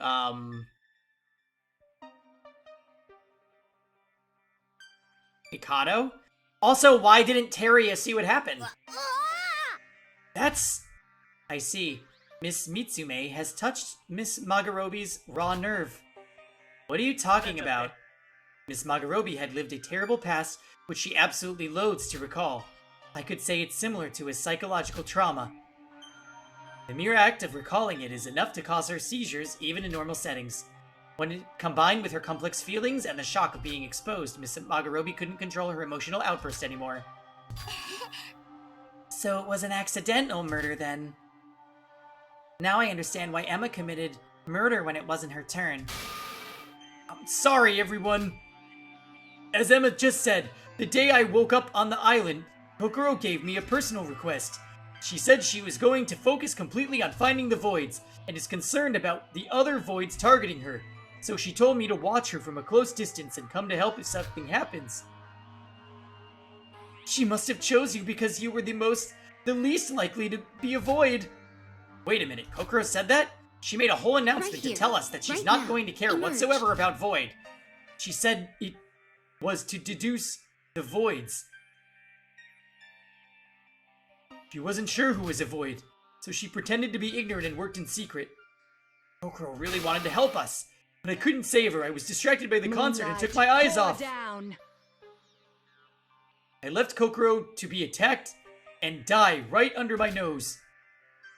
You don't have to feel responsible, Teria. No one would have expected to attack her in a crowded place like that. Yeah, and that would mean it's our fault for doing a concert.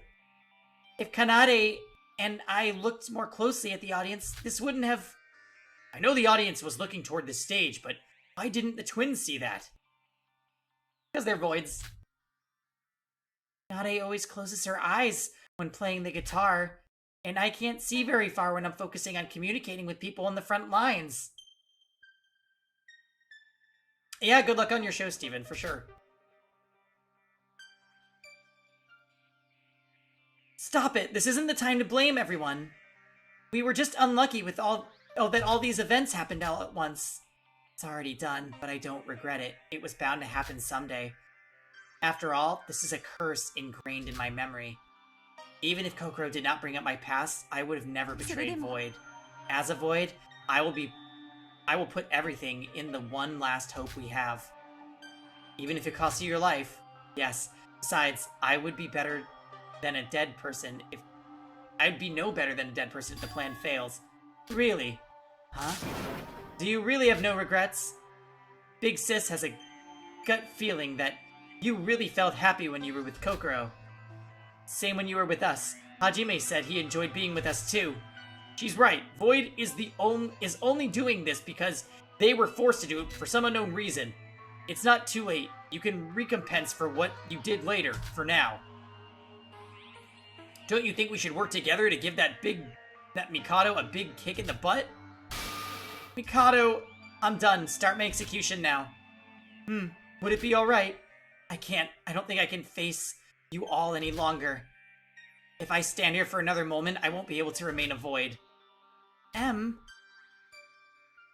one but Emma herself would ever know whether she was putting on an act or not, but I could tell that she looked incredibly distressed at that time. Knowing that a classmate committed murder, hearing that she was a void, troubled by mixed feelings, everyone had lost their words and merely stood watching her. I'll say one last thing. Shinji's plan, I don't think it was fundamentally in the wrong direction.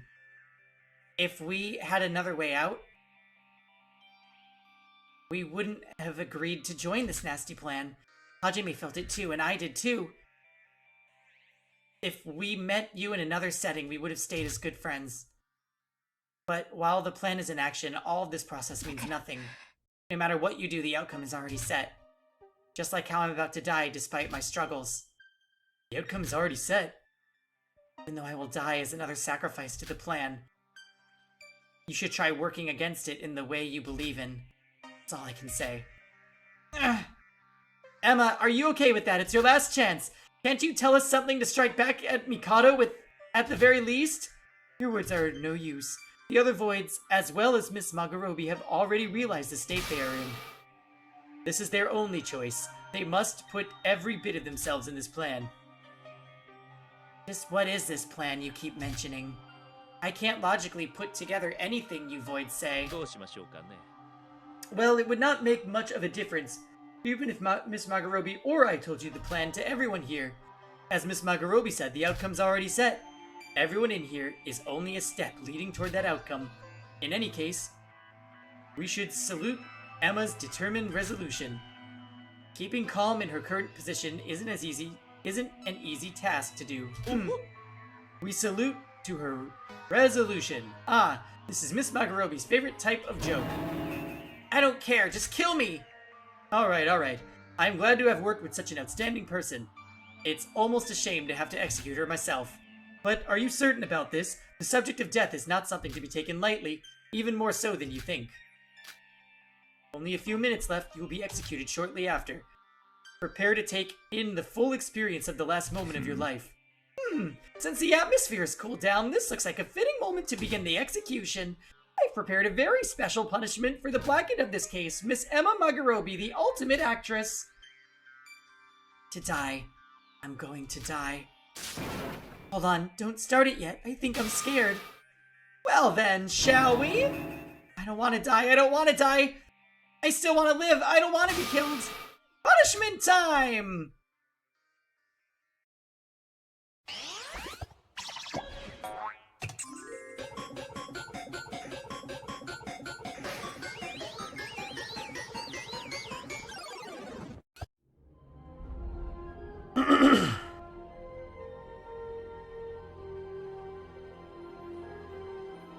Oh my.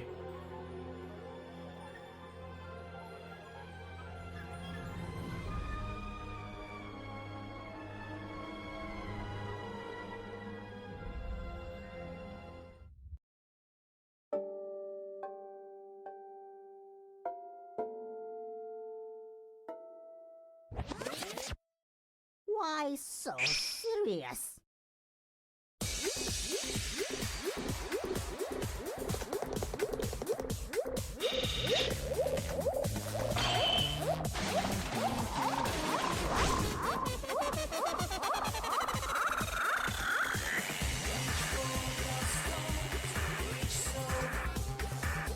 What is this music?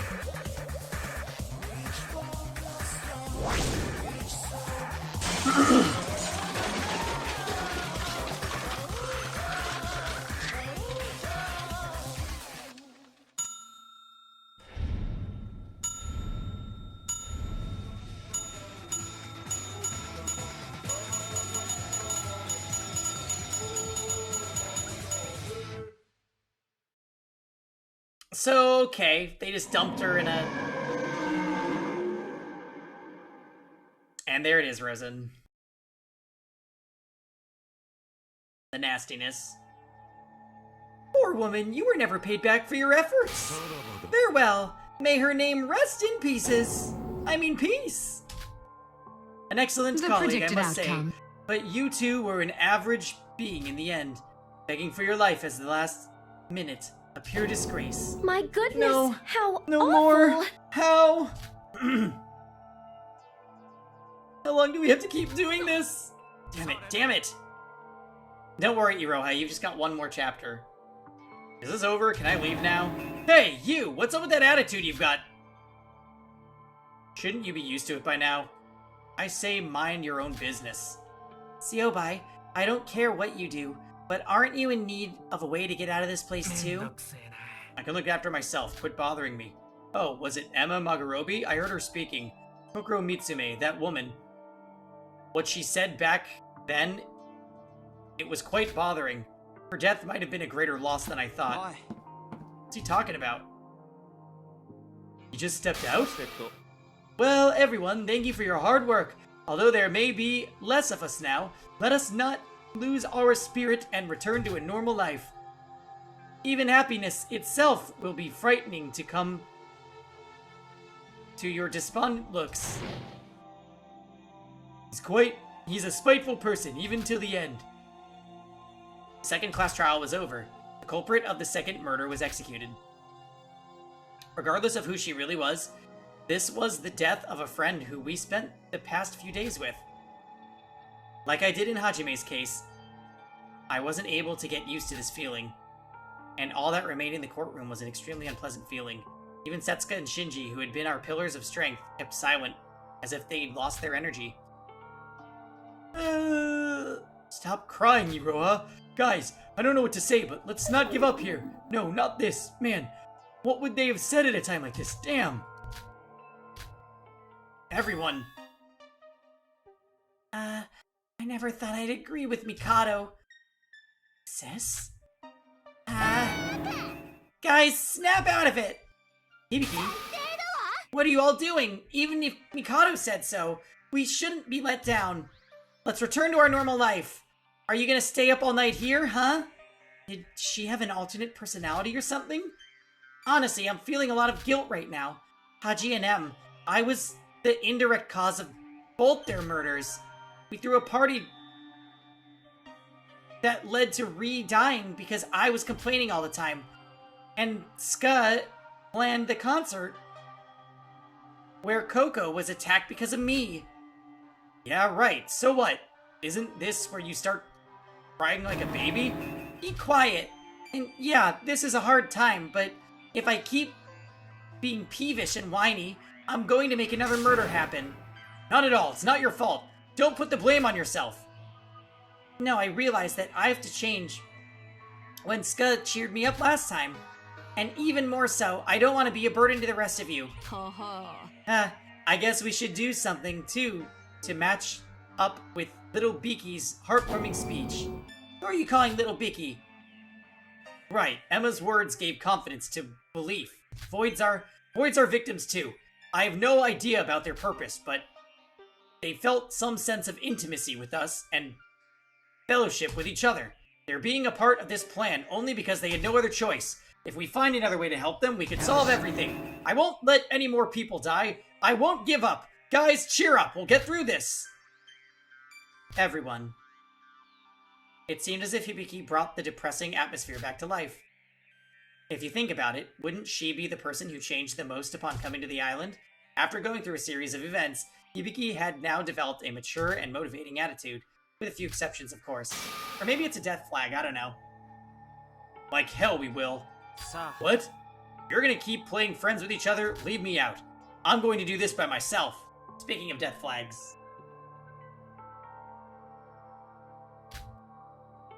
Huh? Hey, what's the matter all of a sudden? Not all of a sudden, didn't I tell you? This was an overly complacent approach. Shinji said voids are victims too. But so what? That doesn't make them any less of a criminal.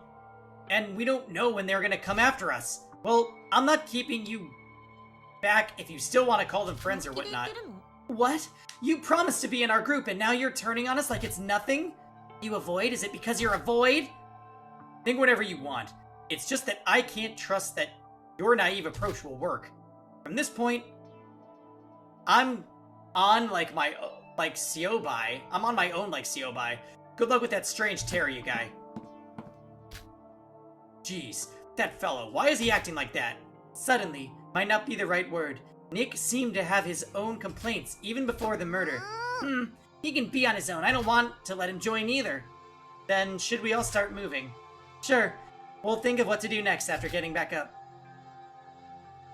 Roha, you feel okay? Yes, I'm sorry for the mess earlier. Yuki, we should go. Yuki? Huh? Wait, what? Oh yeah, we should leave. What's wrong? You were spacing out. Yu-Yu's a big fan of M. I know how you feel, but try to cheer up for M, Yu-Yu. It's not because of that. Huh? Did I say something I wasn't supposed to? Looks like everyone's not in their best condition. It's understandable, though. There's still meaning in trying to stay bright. So let's bear this hardship together. Okay, let's go up, Kanade.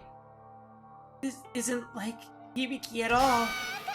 What are you doing, Kanade? Are you gonna keep your big sis waiting? Get your feet moving. Sorry, big sis. I'm coming.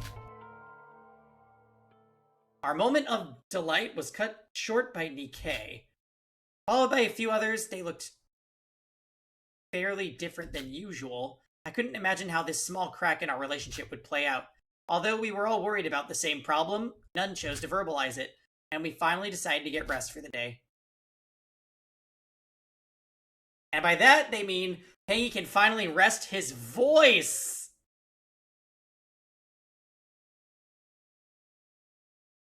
It's the night after the second class trial. We agreed to put off thinking where to go from here until tomorrow and get some rest. Emma. Void. We didn't have any clues about them. What is their objective? For what reason would they carry out a plan like this? Continuously turning over in my mind questions I could never understand. Yeah, it was a good one, Steven. I descended into the ocean of sleep.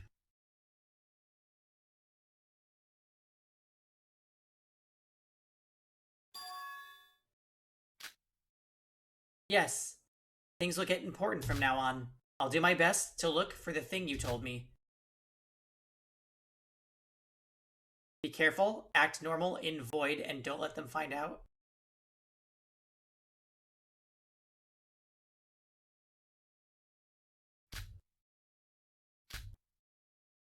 Yes, I know.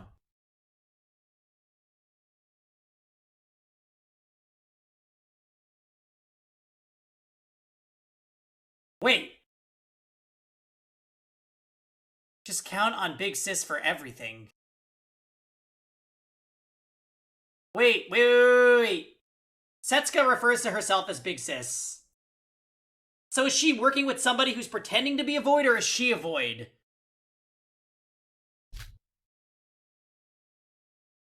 Ah, fuck.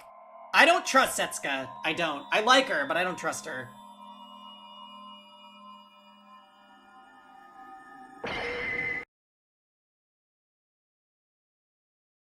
Huh? Oof.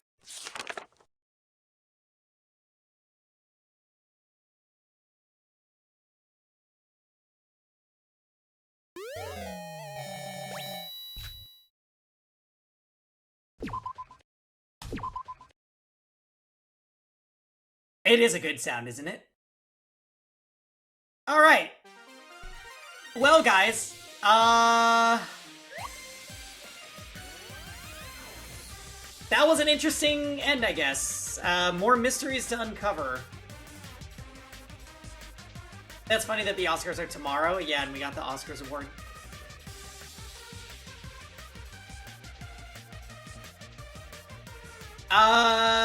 Because if you do that, then the person that kills him would also die.